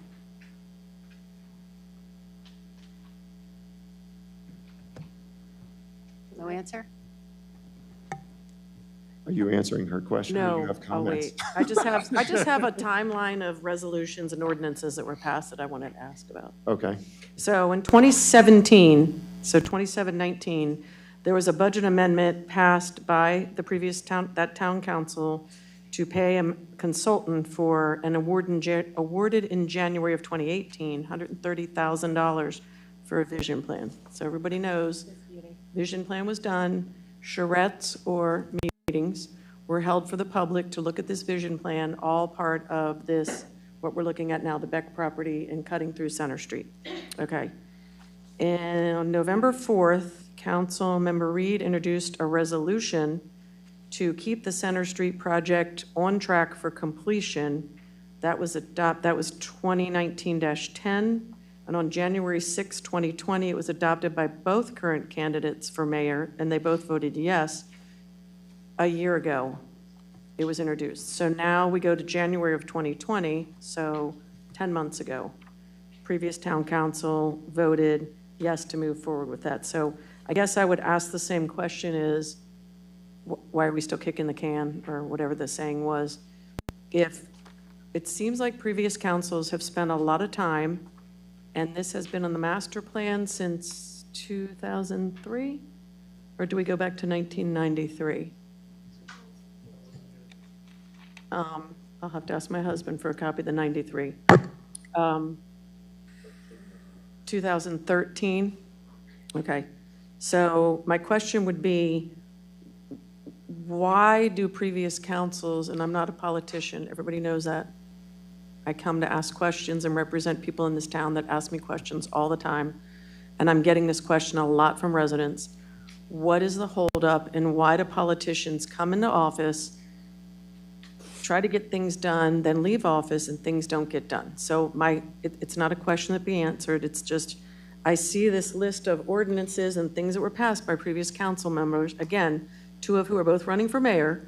So I don't understand the argument, wait till after the election for the new mayor, because both of those candidates did vote yes to pass these things. So I guess my question would be, why are we still holding this up if this was researched and done and looked at and looked into by previous members? I get it. People want it, people don't want it. I don't want stuff in my backyard. I understand we all want the quality of life we moved here for, and we want the small town charm. However, my question would be, why did these previous councils vote on all this stuff to now say, oh, well, we want to change our minds and maybe wait? That's all. So if you go to the town website, anybody, and people have asked me, where is this information? It is on the town website. You can look up these ordinances going all the way back to 2017, where steps were made to look at exactly what we're talking about now, Center Street. I get that it's a highly emotionally charged issue, but I rely on facts and information. So if you want to get more information, go to the town website and look up these ordinances from previous councils. Thank you, Councilwoman. Councilman Demoter, did you have any other further comments? I'll offer a couple.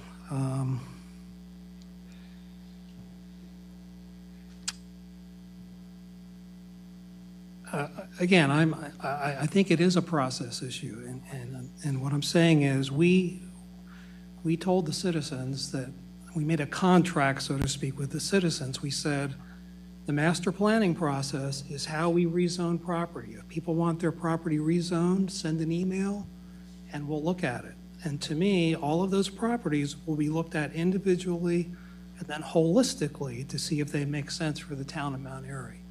This process began in early February.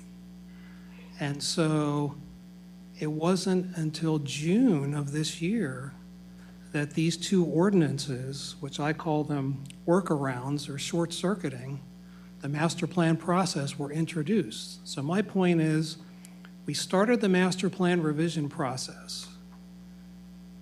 In June, when people wanted to take a short-circuiting approach to rezone the Beck property, if I were the mayor or the president of the council or a council member, and I heard about this alternative workaround process, I would have said, no, we're not even going to talk about that. We told the citizens, this is how we're going to work our process. Now, if the Beck property had come up for that type of consideration like a year ago, it might have been a plausible argument to go back and tying it to the vague language in the 2013 master plan. You could make that argument, but you didn't. It wasn't until last June or July that the MXD land use category got approved. So from last July or August, that is. So how many months from last August to June when these two ordinances were introduced? That's like another 10 months. So part of my argument is process is important. This is the process we said we were going to follow for our citizens. It's very transparent, lots of time for comments. And by waiting until you got into master plan revision space, for whatever reason, this is the space you should be playing. So my suggestion is, for the Beck property, just like other properties, like we said, submit your request for rezoning, let it be considered in the master plan process. If it takes a little longer, it takes a little longer. But that's the process we laid out, and you missed your window. Personally, I am intrigued by what could be done on the Beck property. You notice tonight I haven't said anything about whether I'm for or against some sort of development on that property. My arguments at this point are solely about process, and I think we need to follow the process that we told our citizens we would follow. Thank you. So the last thing I'll say about this is our 2013 master plan is still current. It's still a living document. It doesn't go away until the next document is approved by town council. That is still 2 or 3 years away. We don't stop moving forward within the town because we're 2 or 3 years away from a new living document. Things still have to move forward. It's not a year too late. We are still in the same master plan. This property has been in the master plan for 20 years and nothing has been done. It's time for us to move forward to an economic, healthier place. This development brings that. I'm going to go on the limb here because I feel so strong about this. I'm going to make a motion to approve resolution 2021-17 for the rezoning of the Beck property. Councilwoman Reed makes a motion. Just before there's a second, did you have any other comments? Because you did not have an opportunity to speak. Not related to this. I mean, I thought we tabled it. It's kind of just. Only 16 was tabled. I thought both of them were. Only 16. We were on 16. Oh, okay. My misunderstanding. That's okay. Okay. Just one ordinance at a time. Hold on, we'll let him. Let me, respectfully, I want to reiterate a point I made earlier. And if you look at the meeting minutes. Hold on one second. I only gave him an opportunity because she made a motion, but I wanted him to get an opportunity. Yeah, Did I catch you off guard now? Yes, you did a little bit. I thought it was all taken care of. We were just saying this and moving on to 21-18. So now I would make the same argument that I made earlier in the comments to both of them, that just they should be tabled to December. and voted on at that time, just due to the other comments, due to my previous comments made. And he said, I am intrigued about what can happen on the back property. It's just, let's do it correctly. There's points on both sides that I like, but it's just, let's just wait till the process is balanced again. That if there is something that's not passed right, it can be vetoed. Not saying it will, not saying it won't. Just process and wait till December. And probably by that time, unless something really bizarre happens with Harrison this year or something else, I look forward to the discussion on these ordinances when they come back up again. And then I'll save my other comments till that time. That's fine. My only quick comments, and then we'll have a second, I'm sorry, Councilwoman, would be that when I entered and was elected council member, the back property was always something that was always like the dream property for what could go there and what the town could do for that property was something that was always at the top of my mind. Every time somebody talked about a community center, that's sort of where I wanted the community center to go. And when people talked about the community center, they have a different vision than what I had, which was always sort of amusing, where I didn't really see a community center as a place for rooms and meetings, but also for kids to go and play sports and basketball and have this big, huge bubble type thing as a community center for kids to have. I'm not saying that still can't happen for the Beck property. And it's always something that has intrigued myself being on this council for 6 years. So that's really all I'll say with that. Councilwoman Reed made a motion. Is there a second to hold that vote? Second. There is a second, so we need to hold a vote. All those in favor to rezone the Beck property for MXD 2021-17 say aye. Aye. Aye. All opposed? No. No, not as it, nah. Yay or nay? Nay. Thank you. You're welcome. All right. Councilmember Munder and Councilman Demoter are the nays. 2021-17 will be rezoned to MXD. Can I just clarify my vote, sir?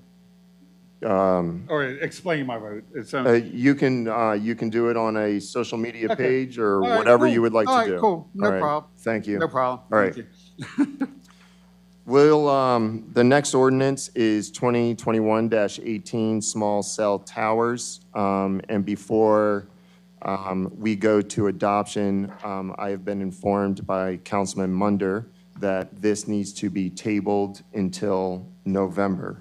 So Councilmember Munder, if you have any words of thought for that. No, I would just like a table, and Council President, Poyer agreed, sorry. Poyer agreed to it, that it was there was very little to no discussion at planning on this, and I believe it just needs to be reviewed by an elected official and town staff just to verify that it does meet our requirements, since it was drafted based on another town ordinance from another town. So I'll look at it. I've got a rough draft to do it, to make some changes. I'm going to send it to John and Barney to make sure the timetables in it meet our needs and other things, to make sure that they can properly approve permits and things of that nature for it. So that's it. It's just, it's give me a little bit more time to look over it. But I'm not against the technology on this or anything else. Just want to make sure, as drafted, it fits what it works for the town. I forgot to introduce, so my bad. Can you second that? Yes, second. All right, sorry. Now you can have your discussion. Were there any other discussion comments on small cell towers? Councilmember Wonder, would you like to make the motion to table till November? I make the motion to table 2021-18 small cell phone tower until the November meeting at the appropriate time. Is there a second? I'll second it. So one quick question. Doc O'Brien had a really good point. I don't know that any of us are well-versed in this area. Should we contract a consultant for input? It's been discussed, added. I think John mentioned we should get at least an RF meter or a study to see what's the penetration of it all here now. And we should get there has been discussions to get some type of expert in to explain it all to us. We also concurrently working on guidelines too in the Planning Commission.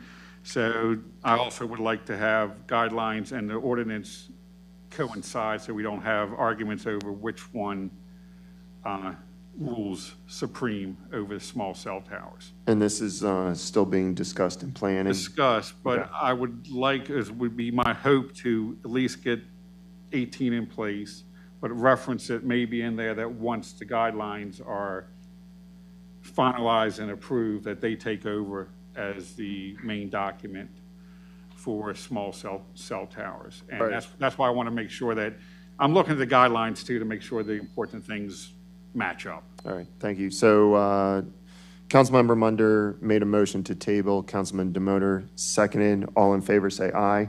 Aye. Aye. Any opposed? All right, so we'll see 2018 back in November.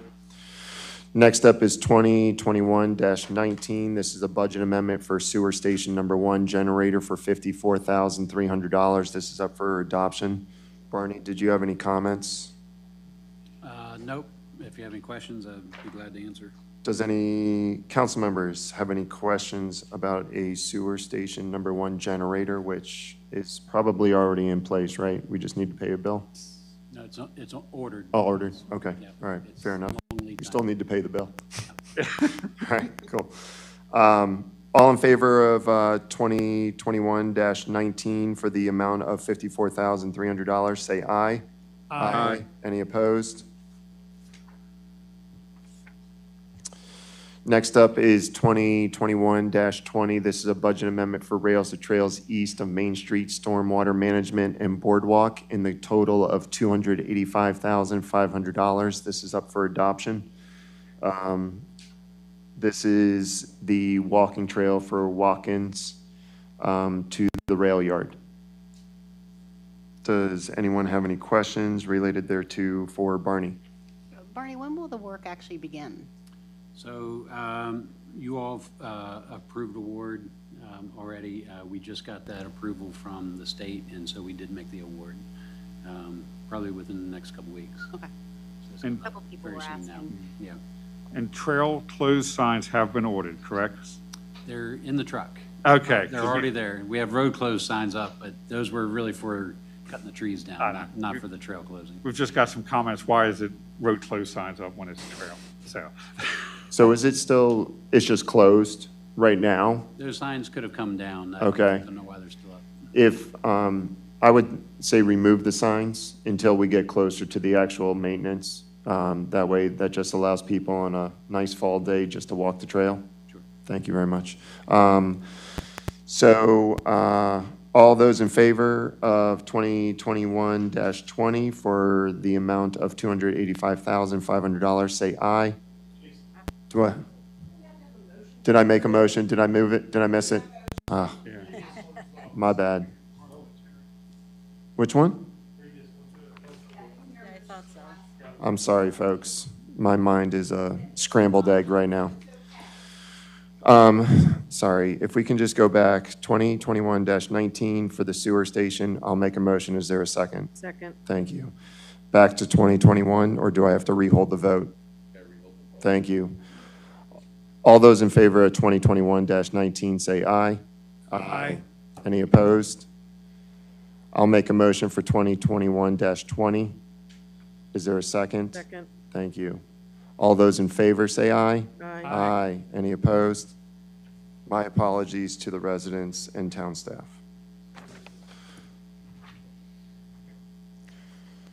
I need like a 2-minute hiatus here.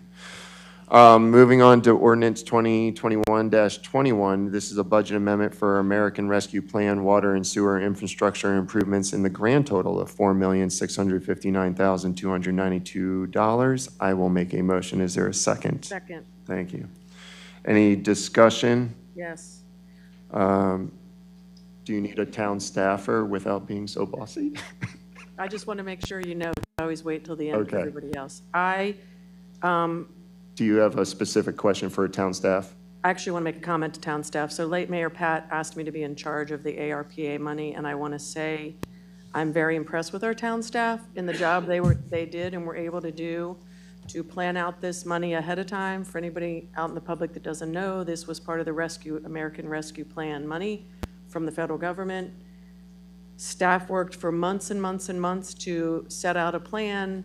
Mayor Pat approved their plan, and about a week or two before they got the money, if I'm not correct, federal government swapped and said do something else. So I just have to compliment them on their ability to adapt and adjust and switch to other projects we needed desperately to do and get them done. Thank you, staff. Thank you very much. Any other comments, concerns, questions? Everyone's going to get new water meters, so that's a cool thing, right? Let some stranger in your house? Just kidding. They know what they're doing. That was just to lighten the mood, at least on this side of the table. All right, I made a motion. There is a second. All those in favor say aye. Aye. Aye. Any opposed? Hearing none.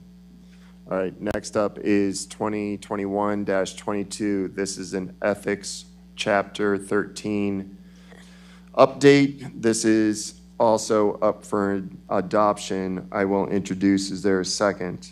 Second. Councilman Munder seconds. Discussion? If any? I'm good with it. How's that for discussion? That's Shorten up. perfect. Perfect.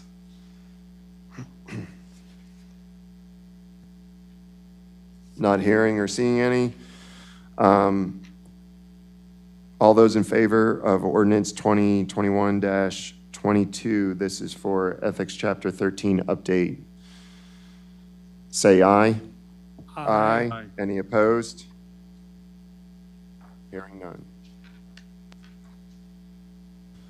Ordinance 2021-23, this is Elections Chapter 10 for the recount of ballots. This is also up for adoption as well. I will make a motion. Is there a second? Second. Councilmember Munder seconds. There's only the one change that's on page 1.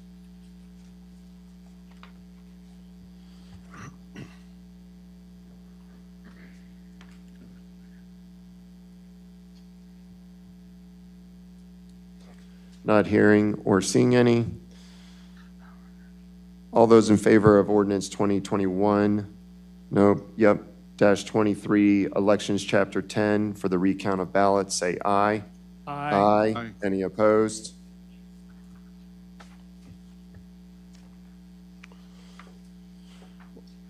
Ordinance 2021-24, budget amendment for a special election, 14,000. This is up for adoption. I guess this is sort of a no-brainer, right? I will make a motion. Is there a second? Second. All right. She beat you on that one, buddy. No, she did. She's fast tonight. Not at MML, there's a second person, and I know it's you, but I figured I'm sliding in there every time I can, Carl. I try to change it up. Yeah. All right. I'll wait a couple. All those in seconds. favor say aye. Aye. Aye. Any opposed?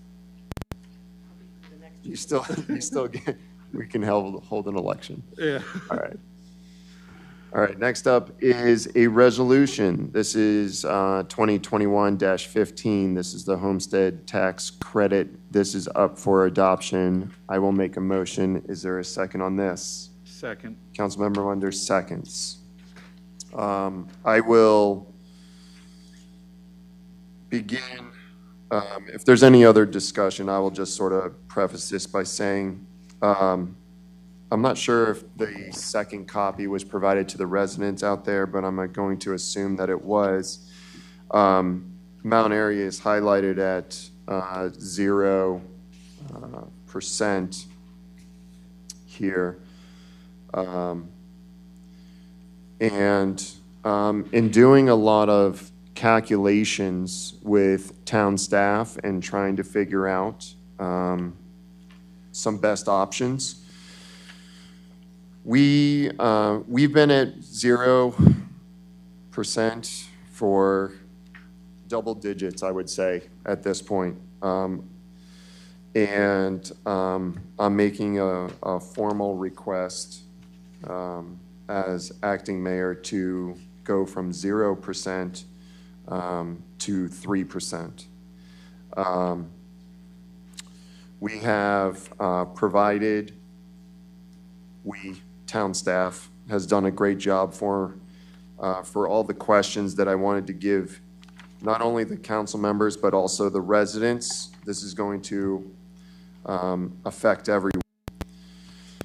And in speaking with town staff, I really wanted to get a true life example of what this would look like and how this would affect anyone. Understand that there's a list of, I guess, some FAQs that should be considered when you're taking a look at the homestead tax credit. On page 2 of that homestead tax credit, you can see our current tax rate is at, let me see, this is tenths, hundreds, thousands, 10,000s. 16, I'll just say 16 cents per 100 of assessed value. If we keep our 0%, nothing really changes. If we change it up to 3%, you can see that on an assessed property on Park Avenue that would cost $234,400, that 3% equates to $6.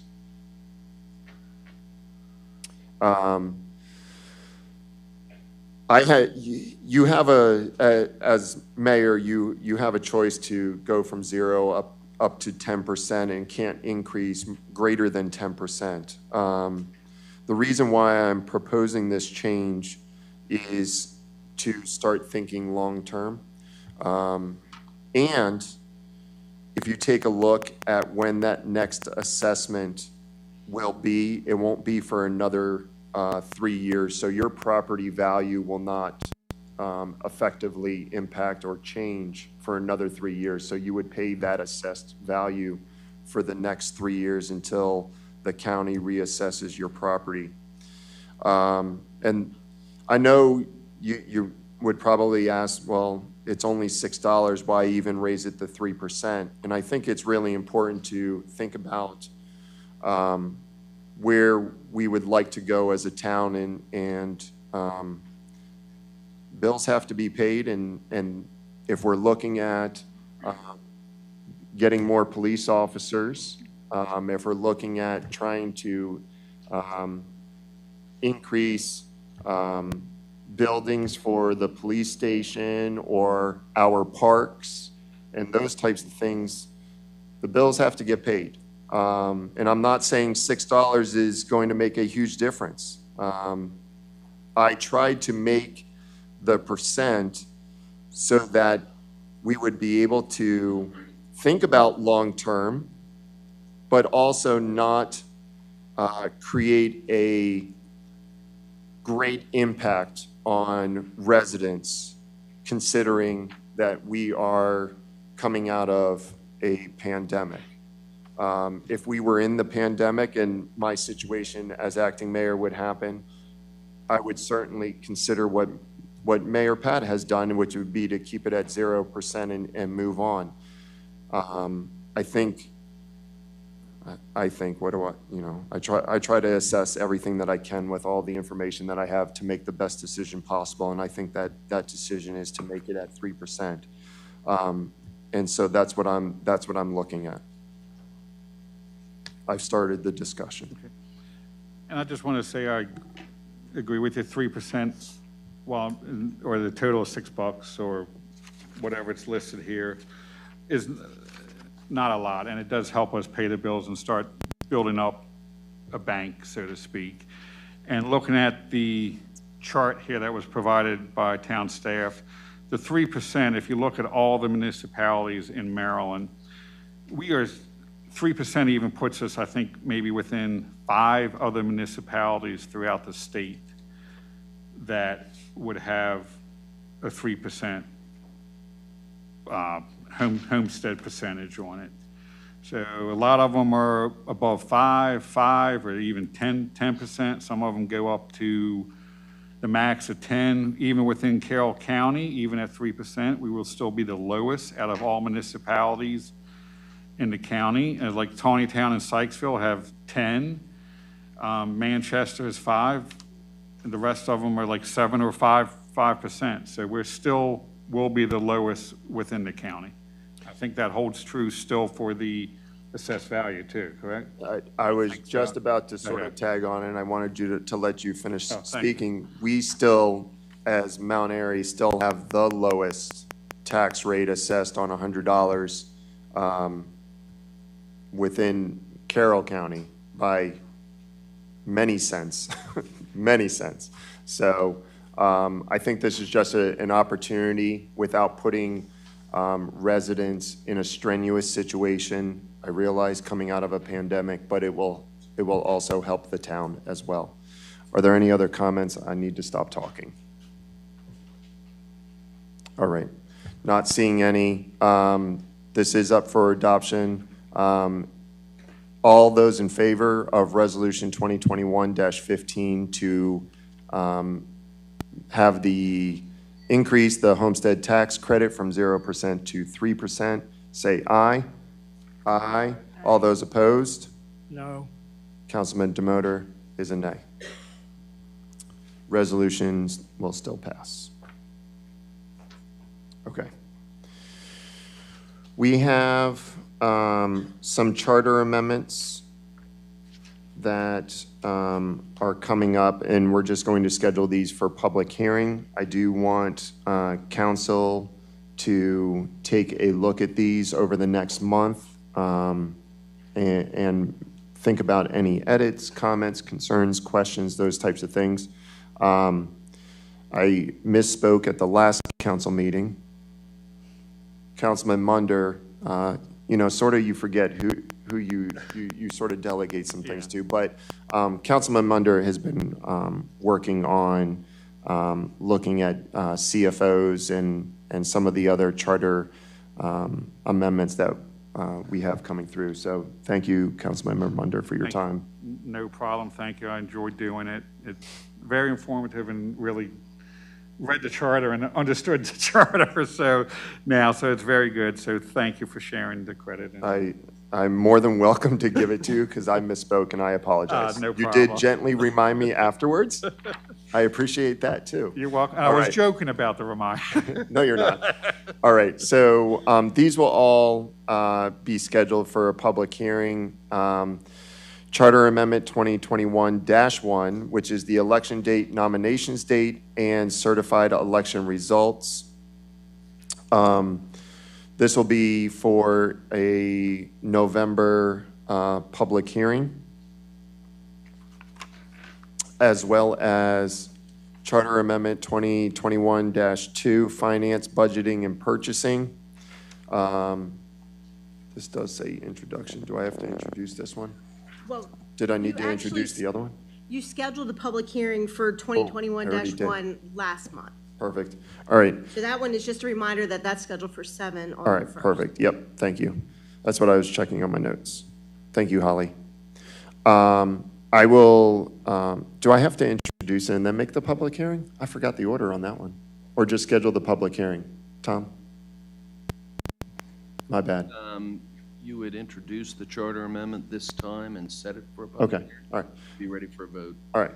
I will introduce 2021-2 Finance, Budgeting, and Purchasing. And is there a second? Second. Councilmember Munder seconds. You better, you did all this work. I will, don't worry. All right, I'm not letting Lynn beat me. we have one public hearing set at 7 o'clock. Should we work backwards, do a 6:45? Or, I would say probably 6:45, right? Okay, let's schedule that one. Does anyone, Are you scheduling it the same November 1st? We'll have 3 public hearings on November 1st. The reason I ask is because these changes, they seem to be pretty comprehensive and very detailed and like pretty much overhauling the whole charter. So would a short public hearing be enough time for the public to digest these? That's my only question. are you suggesting a 6:30? No, but I'm just saying, I think the public needs to be able to see. So they will have the document on the website. Okay. If they came this evening, they have the document. But like I said, most residents or the public will have the document on the website. Nothing is going to necessarily change as far as giving the document to somebody. We can, I'm sure, provide a paper copy, but I think just getting the time correct, Yeah, that's fine. I was I just think like, when would I be go to the maybe next. your only concern. Yeah, my concern is just like, these are pretty comprehensive. Like, Okay. looking at the next one, duties of town administrator and staff, I mean, we have, a lot of changes here, it seems like. So Right. I just want to make sure, as was the theme earlier tonight, we're not rushing something, that's all. Yeah. Okay. Yeah, and I'm half expecting changes, so it's just get out there, it's better to start the discussion. No one's now. first draft is perfect. Exactly. And that's yeah. why we're all the editors, we're all the collaboration in this. Yeah. So I don't know what is best or how early. Can council members take a look at their schedules quickly? Yeah, I mean. So it would be 3 public hearings again that night? It's 3 again. We have one already scheduled for 7. I guess back it up 15. Did you only want to do 15 or 20? If I do 20, then the other one will take me to 6:20. We would get started at 6:20, then the other ones start at 6:40, and then the third one will start at 7.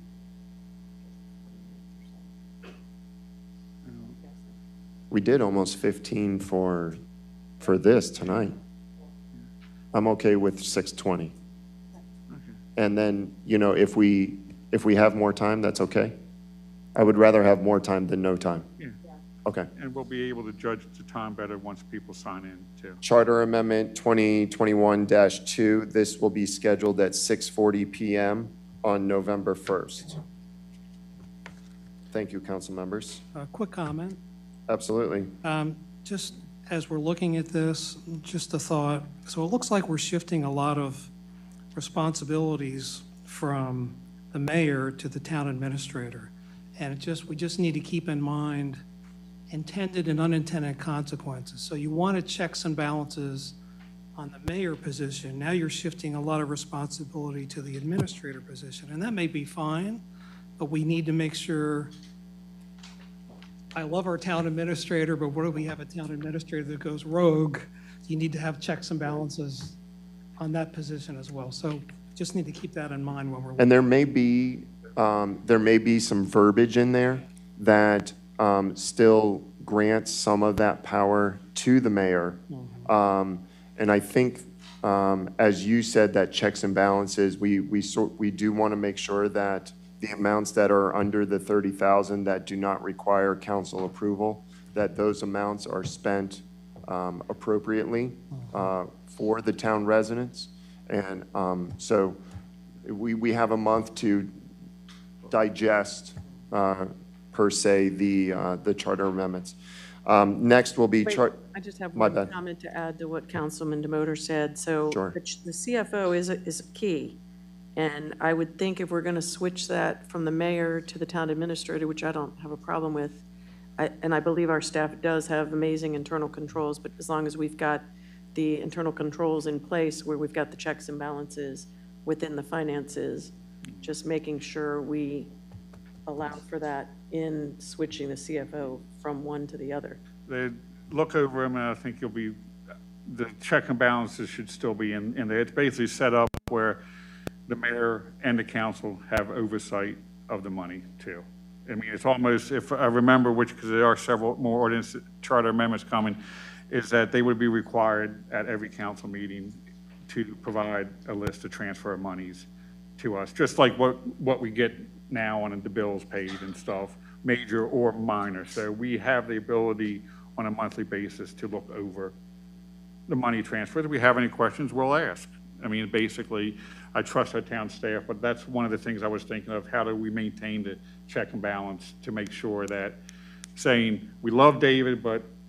Well, and I agree with you because not him, but. No, I agree with you because I 150% trust our staff, but I'm also looking at making sure they're not exposed to, you know what I mean? Yeah, making sure they're covered with internal controls and checks and balances like they do now. Yeah, that's not their internal controls.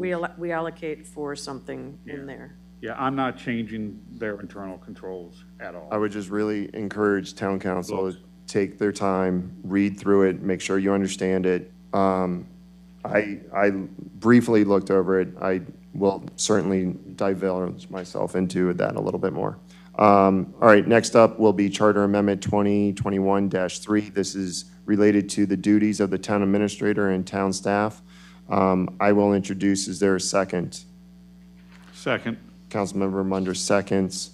This is public hearing, as discussed on the last one, will be at 6:20 p.m. on November 1st. So 3 more public hearings, council members, and I appreciate all of your help. John, that was your cue.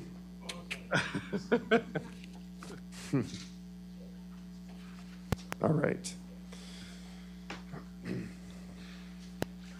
Take a breather. 30 seconds. Hopefully everything works. Pastor.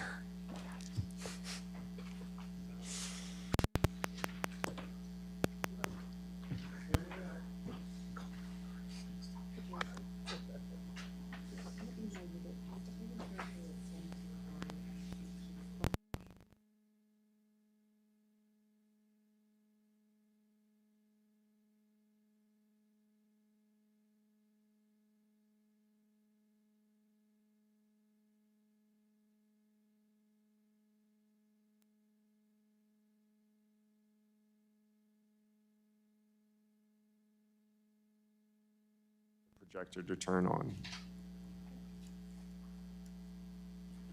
We are going to be moving to unfinished business. This is related to the Flatiron Building. At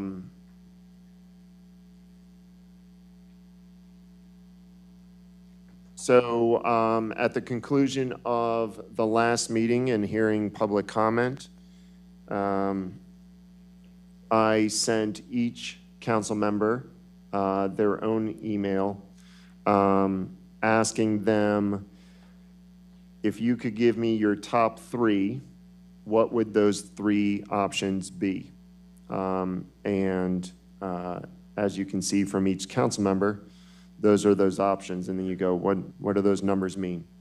So John, if you could change the slide for me, we're going to see option number 2.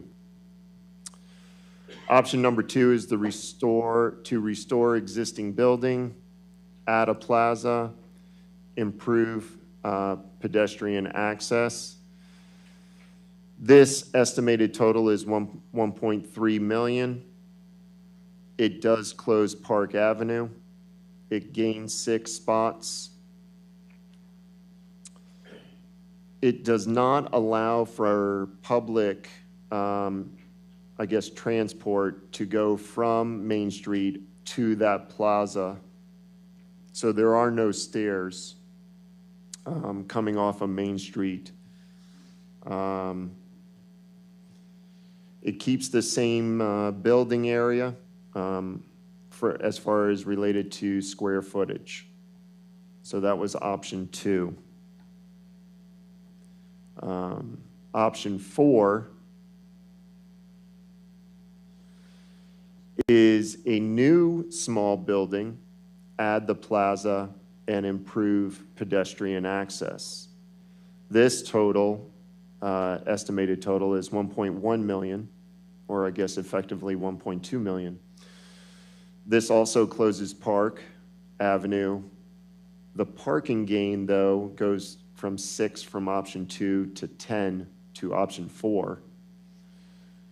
There is, or there will be public stairs coming from Main Street to the plaza, and the building will be relocated, obviously. And so the Flatiron building will be demolished and a new one will be built, but it will be further back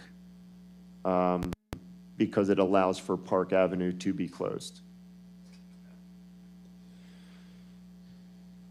Next up is option 5. This is for a medium-sized building, add the plaza, as well as improve pedestrian access. This comes in at 2.9 million. Park Avenue is closed. The same number of spots from option 4 to option 5 is still gained. We do have some public multi-use. There is some open area there, and you can see it, with the tables. So if we had events or art galleries or live bands or whatever else, that could go there as well. The building is obviously relocated, and there is public stairs for that, as you can see in that photo. Next up is option 6. This is a new large building, add a plaza, and improve pedestrian access. This comes in at a estimated total of 4.5 million. This closes Park. The same number of parking spots is gained.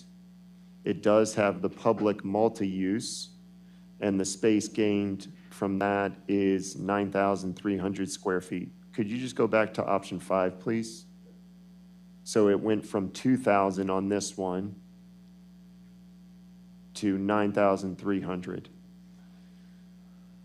There is public stairs and an elevator, and the building will obviously be relocated to allow for all of that to happen. Next up is option 8. This is to completely just remove the building and add a plaza. Unfortunately, we just have a picture of that, and we don't have a design of what that could look like, but that comes in at 593,000. Park Avenue does remain open. It still gains the 10 spots. There is a public use, but probably just because there's a plaza there, we don't know how much space that would potentially give. There are public stairs, but no elevator. And obviously there's no building, so we're not relocating anything. Can I make a correction to that? On option 8? Yes. Is your mic on? Yes. Go ahead. I think the summary chart will show that Park Avenue would have to close if you're adding the plaza. So this, Steve helped point that out. Where this said Park Avenue would remain open, I think the chart will show that Park Avenue has to close. Can you go back to option 2 really quickly, please?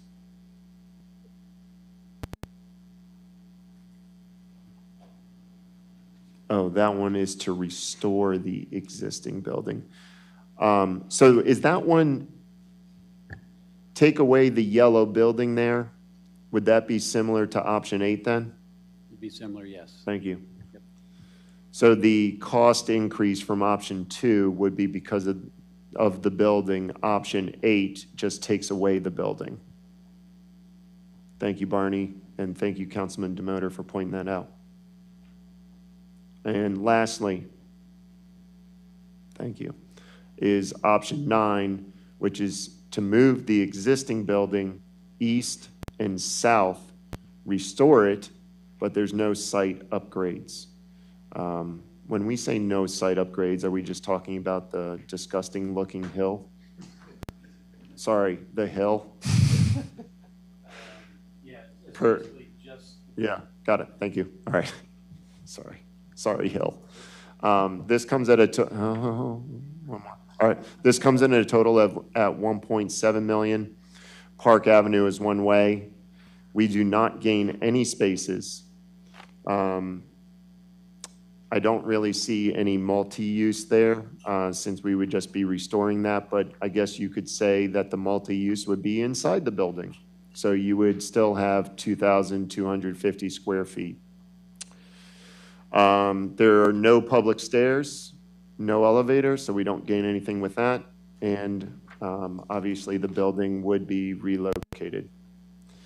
Can you go one more, please? John, you're doing a great job.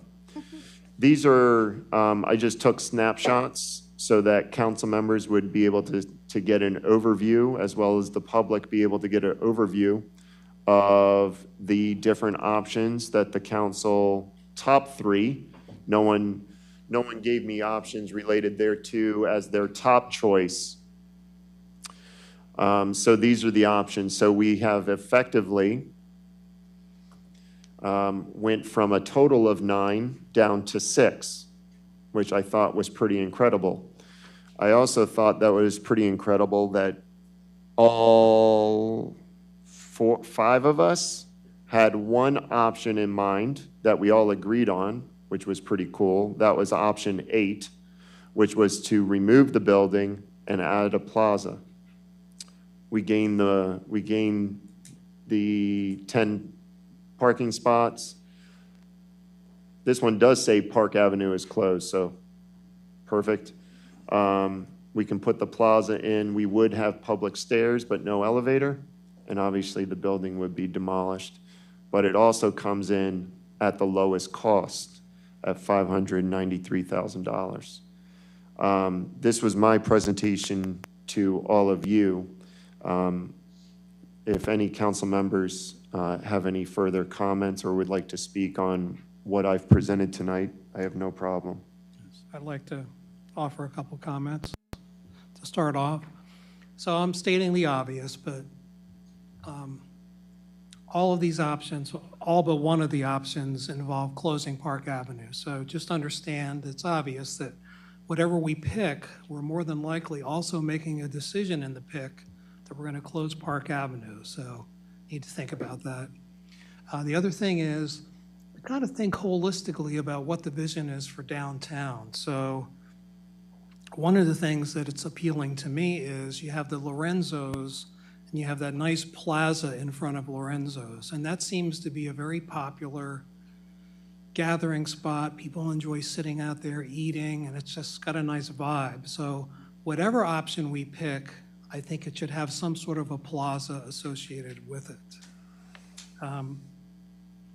I made a commitment to represent the views of the citizens, and their preferences in the survey pretty much equally split were to remove the building and basically have a plaza, remove the building and replace with a multi-use park, and that's essentially kind of the same thing. And then the other top 3 was replace with a larger structure. So I use that as my guiding principle in the picks that I made. Last question. Number 2, restore existing building and add a plaza, improve pedestrian access. Does that mean that we will not be making any improvements to the sidewalk area? Because to me, safety is a key thing that we need to improve. So are we going to get a usable, walkable sidewalk by restoring the existing building? Or is it still going to be the little sliver of dodge the traffic sidewalk? It generally, add in the plaza, the idea is to improve the sidewalk, add a plaza, have steps going up to. Okay, so we will have anywhere you see add plaza, more or less kind of. Okay, so even restoring the building, that implies we're not moving the building. We'll still have an improvement in the sidewalk there? Well, you'd have improvements in the sidewalks, but obviously not in front of the building if you don't move the building. You're So still it's going to still have gonna that be- narrow building, you're going to still have narrow lanes. Okay, and that would, to me, be a problem because that's a safety issue there. Right. Okay. The other thought was, the idea of adding a building that may add some vitality to downtown. I have to say, when I went on the Envision tour, I was surprised at all of the vacant commercial space. And listening to the people on the Envision tour, they were saying Mount Airy's, the commercial rates for space are quite high compared to Frederick and other areas. And someone shared that Main Street is even higher. And so I'd be a little concerned if we put up a building, are we going to get anybody to space in that building? So that's a concern. Last quick point. I really think we should focus on downtown Main Street, and hopefully it sounds like there might be something happening with the bank building. So if the bank building gets revitalized in some way, perhaps that is the main draw that we need, and we don't necessarily need a new building where the Flatiron is. Maybe that would make more sense to make it a plaza or something like that. Thank you. Thank you, Councilmember Demoter. Councilmember Munder. Thank you. Councilman Demoter brought up my question that I had with number 2 about the sidewalks by Main Street, because it's like, as you in talks before this, you said we needed to move the building to increase the width of the sidewalk along Main. So that took care of mine. So question on number 2, for adding a building, I can get it, and I would like a small building, because if we also have to consider if we put a plaza there looking up where Park Avenue would be, if you just see another wall of a building, it would kind of ruin the ambiance, the atmosphere of looking up a nice open thing. You would just be sitting in a park looking at a wall of a building. So I would prefer something that would do a small building, or maybe a worst case, a medium building, with that new medium side pushed back a little bit so you can still have that open air feel while you're sitting down there. And I was also pleasantly amazed that we all chose number 8 too.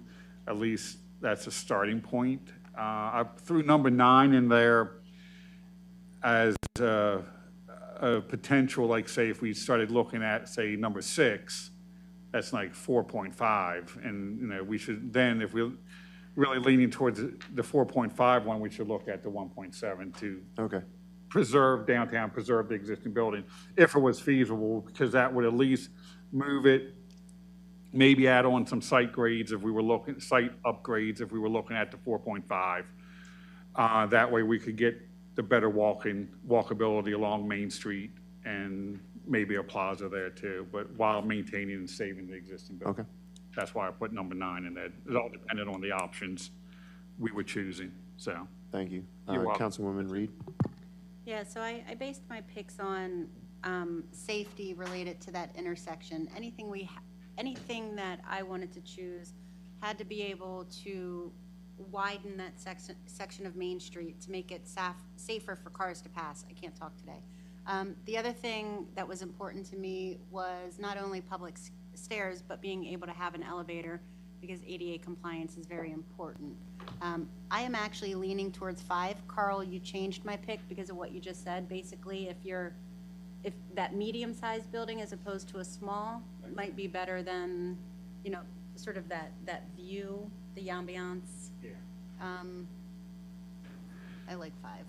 Yeah. We pick up parking spaces, it has stairs, elevator, some public space. I don't know if a large building would be too obtrusive. It's probably, yeah. Oh, the other thing I want to mention in the vision plan on page 65 and 74, there are some pretty neat concept drawings that really put a visual to what we're talking about. Trees. It's really pretty. And I agree, it will help revitalize our downtown and bring some new businesses. Awesome. Councilwoman Galletti. Pretty much what everyone else has said. I'm looking at safety, I'm looking at feasibility, I have a question for Barney on the new added number 9. Structurally, is that feasible to move the existing structure? Because if we're looking at number 5 for the 2.9, or even the new large 4.5, we should be looking at the 1.7 also. Is that feasibly can move that building? Yeah, you basically just moving the upper 2 floors, which is the brick, but you would have to create a new foundation to set it on, so your lower level, you would recreate that, and then your 2 brick floors would just move over. And basically, they would jack it up, slide it over. So we would jack up the first and second level. What would happen to the basement level that's in there now? That would get demoed. That's gone. So it's almost similar to what the resident said at the public hearing about a little bit, you know, but it's other than the basement's gone. But there would be no public stairs or elevator. Moving the existing building, would we be able to add the plaza? Yeah, you certainly can. Again, you really could make 100 options up here if you. Could we not have So like an exterior elevator on the back of it? you could certainly add, yes, you could.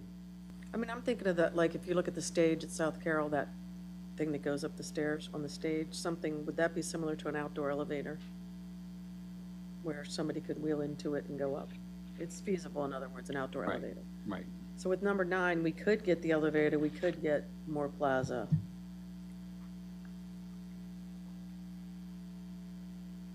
Okay.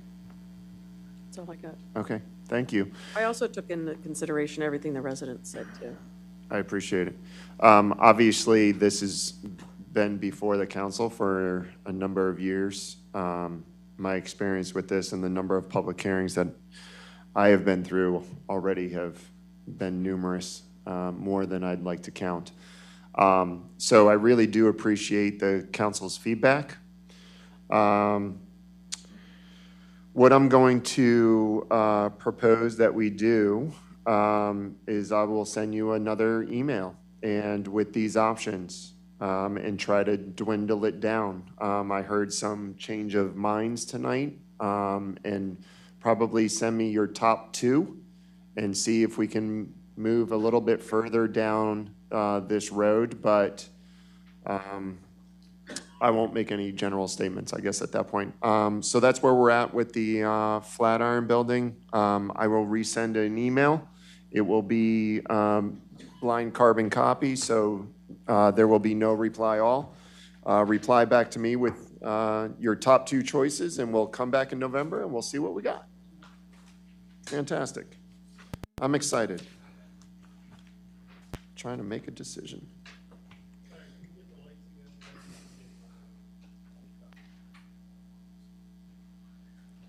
As my kids would say, my eyes. All right. I don't have a mayor's report at this time, so we'll just go into commission reports. We'll begin with Council Secretary Reed, Parks and Recreation. Recreation and Parks Commission met on Thursday, September 16th.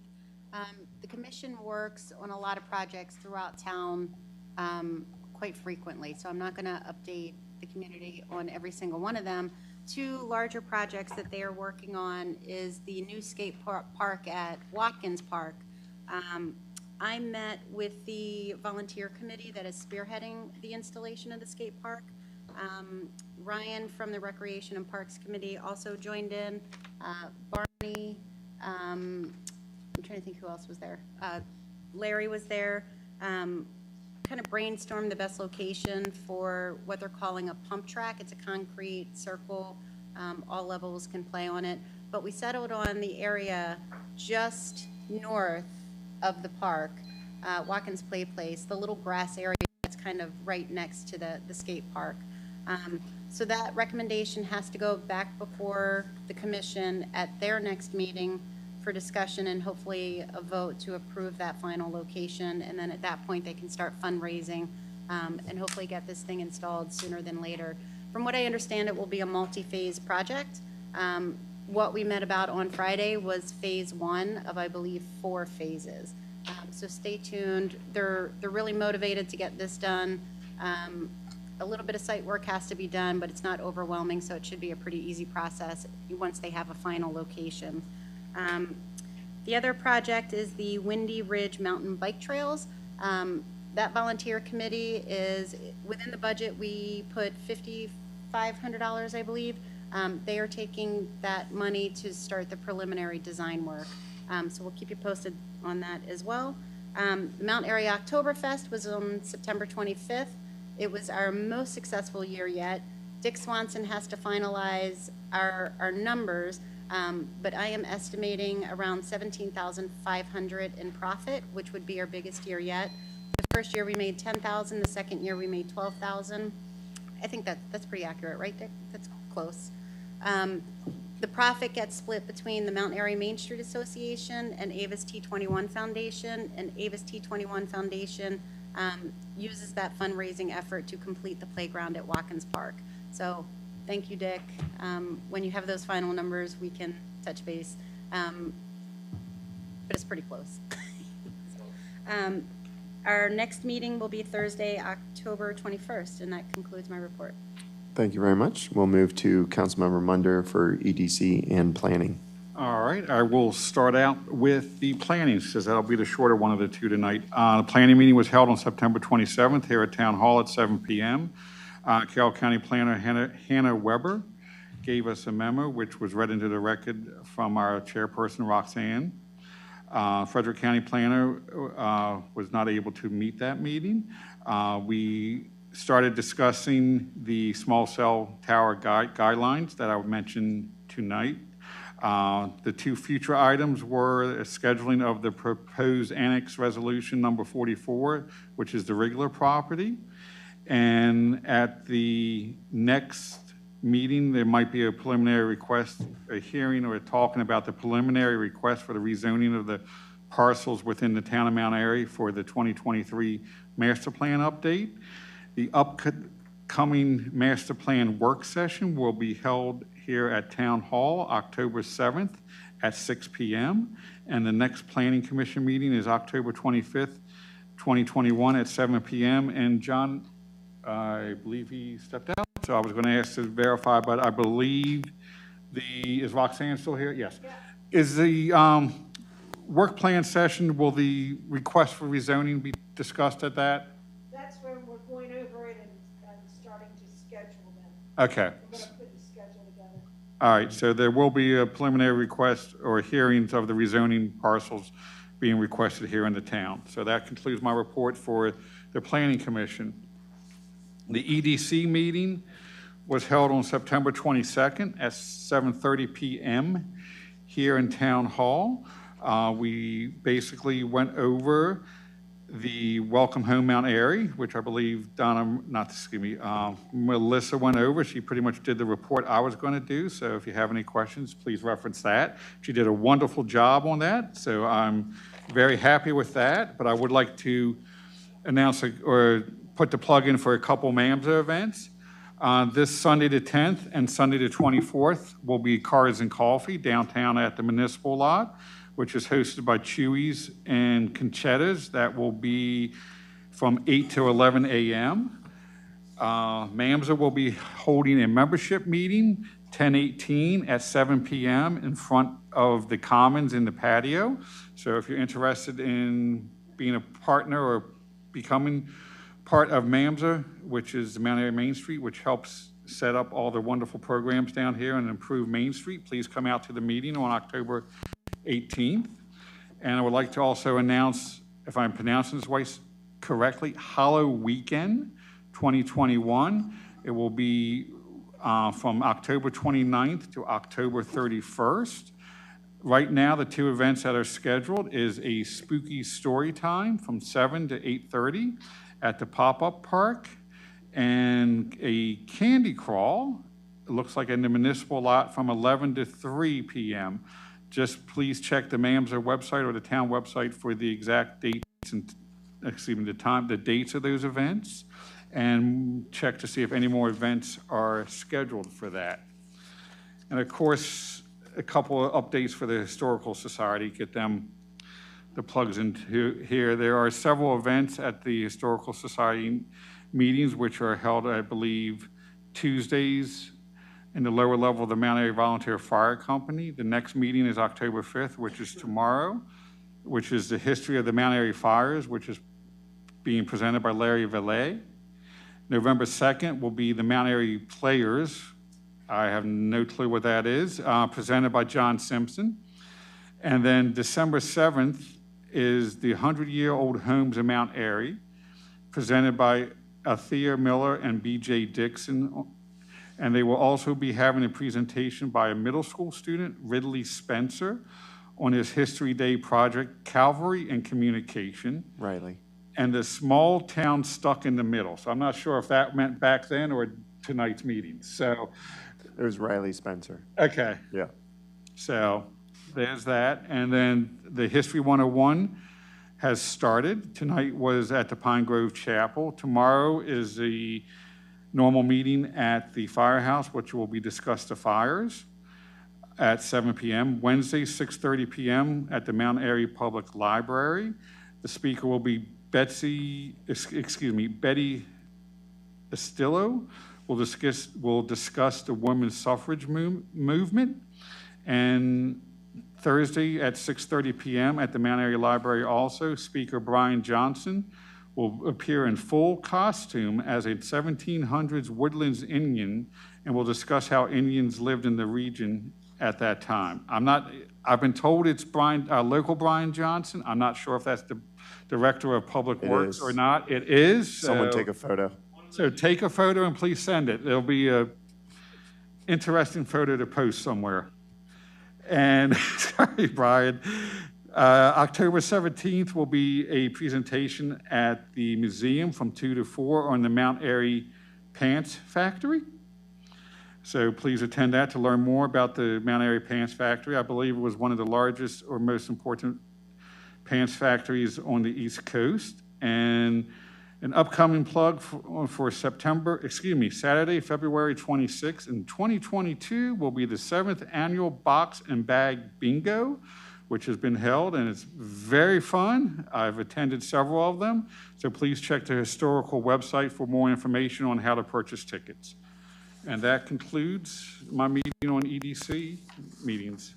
I believe I didn't mention, but the next EDC is October 27th at 7 p.m. Thank you, Councilmember Munder. Councilmember Demoter, Recycling and Sanitation Commission? Yes. So we held our last meeting on September 15th. And a side note, so I cut my grass this weekend, and the yard looked great. It looked like it's ready for the Masters tournament.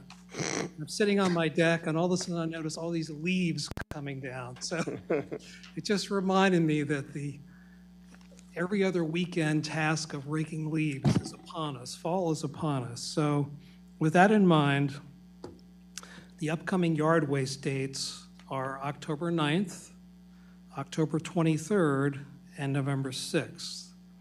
And just a reminder again, and our commission members feel very strongly about this. They're very committed to the work they do. And they wanted me to share with you reminders that, again, keep your grass clippings, keep your leaves and material out of the streets. There is an ordinance, there is a violation. If you're doing that, please help. It's a safety issue, and it also makes the streets look more attractive. But let's keep the clippings and leaves out of the streets. Also a reminder, if you go to the Recycling Commission webpage, there's a lot of helpful information there, such as a guide as to what is recyclable and what is not. There are several downloadable fact sheets, and this is what one of them looks like. This is how to recycle and what is recyclable and what is not, and I've left some copies of this on the public table. There's also the Recycle Coach app that can be downloaded where you can find the recycle dates for your address. We talked about several things, planning for the next shred event, which will be April 2nd of next year, and lessons learned for how to make that better. We are participating in Drug Take Back Day, which is October 23rd, so you'll be seeing notices about that about a week in advance. Just a heads up, at the next council meeting, you'll be seeing a budget amendment coming through J&J Trash Service. Their price has increased, and the commission approved the price increase. We're looking at an additional $5,555 for the next 8 months. So that'll be coming. Our next meeting is November 17th. Quickly, I met with Cub Scout Pack 1191, the Webelos Scouts, yesterday to help them with their requirements on learning about the role in government. So we had them sit up here and pretend they were council members, and they asked questions, and it was a fun time. So I did that yesterday. I also attended the Streets and Roads Commission meeting, and I gave an overview of a presentation on an action plan I put together. I call it the Safe Streets Initiative, a focus on Main Street safety. So here's what it looks like. There are copies of this on the back table. Council members, I gave you a copy, and my goal is to continue to socialize this plan. Some of it's already being implemented, and I'm looking forward to feedback and opportunities to collaborate. And then lastly, and I think many of us or all of us will be attending the MML Fall Conference coming up October 10th through the 12th.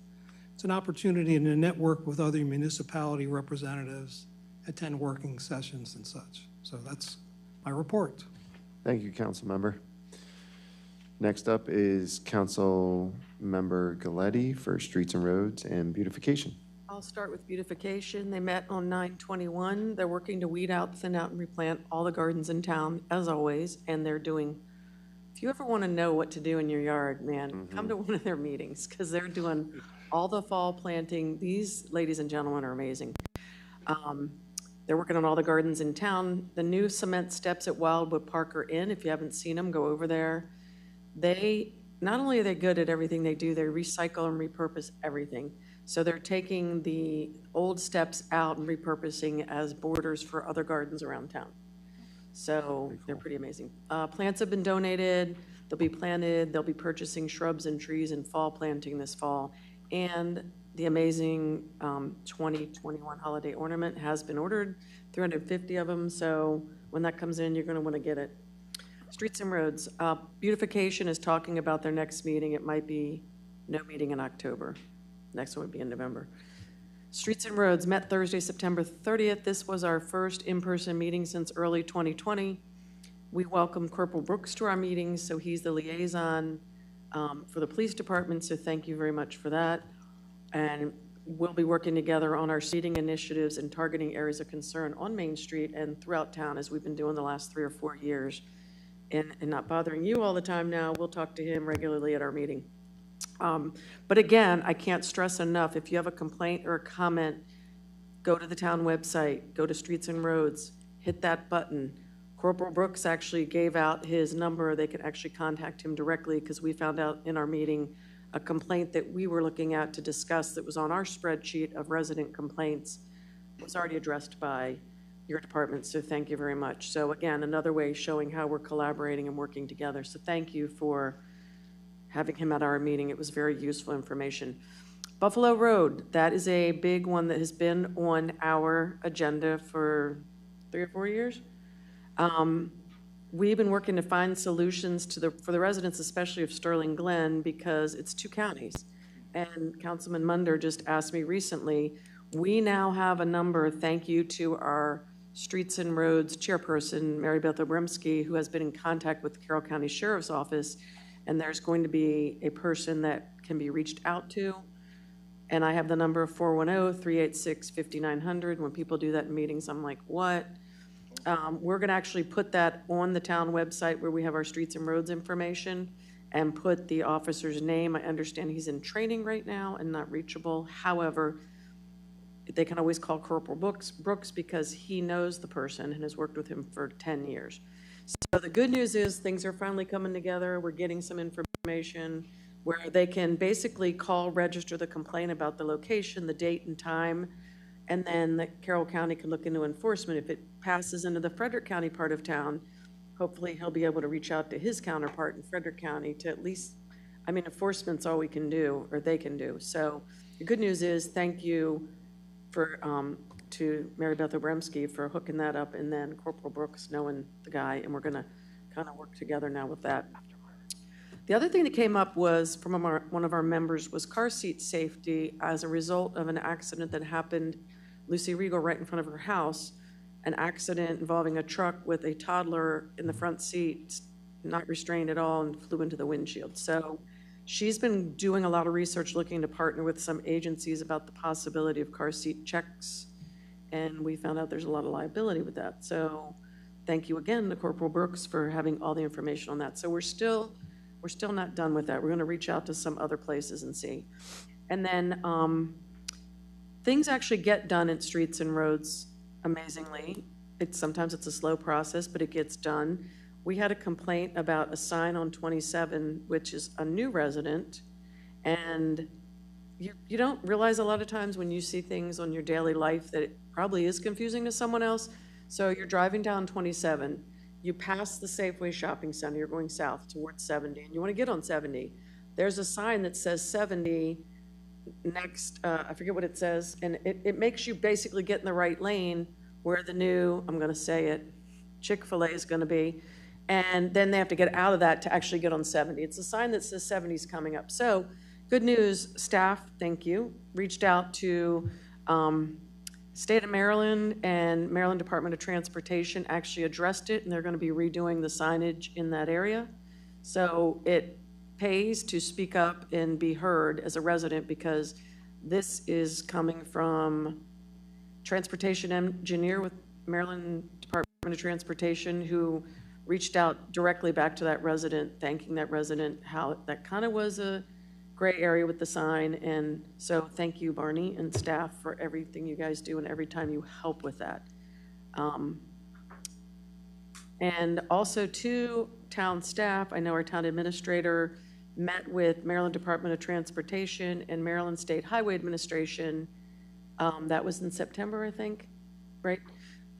Again, passing on a lot of our concerns about 27. It's a hazard, it's a safety issue.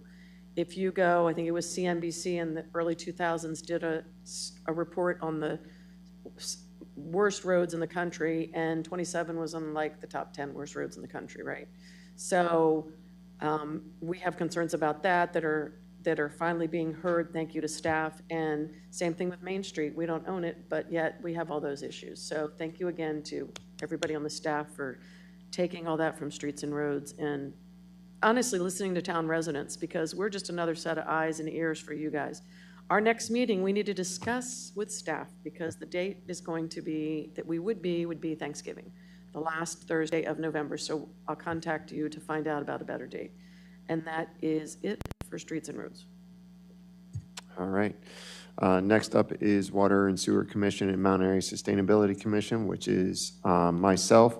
Due to the formidable hurricane washout, so one meeting was canceled and then I didn't have another meeting. So I have both meetings this coming, and I will give my reports in November. Just to remind everyone that October is Breast Cancer Awareness Month. It is also Domestic Violence Awareness Month, and so that's what you will see with the colored lights on Town Hall, as well as ribbons all around the town, just to make people aware. We also have a Making Strides Breast Cancer Walk that's happening at Watkins Park on October 17th. So I will have the pleasure of actually emceeing that event and look forward to that. And also thank Councilwoman Reed for all of her efforts, as well as Scott Sergio. You guys made Oktoberfest rock.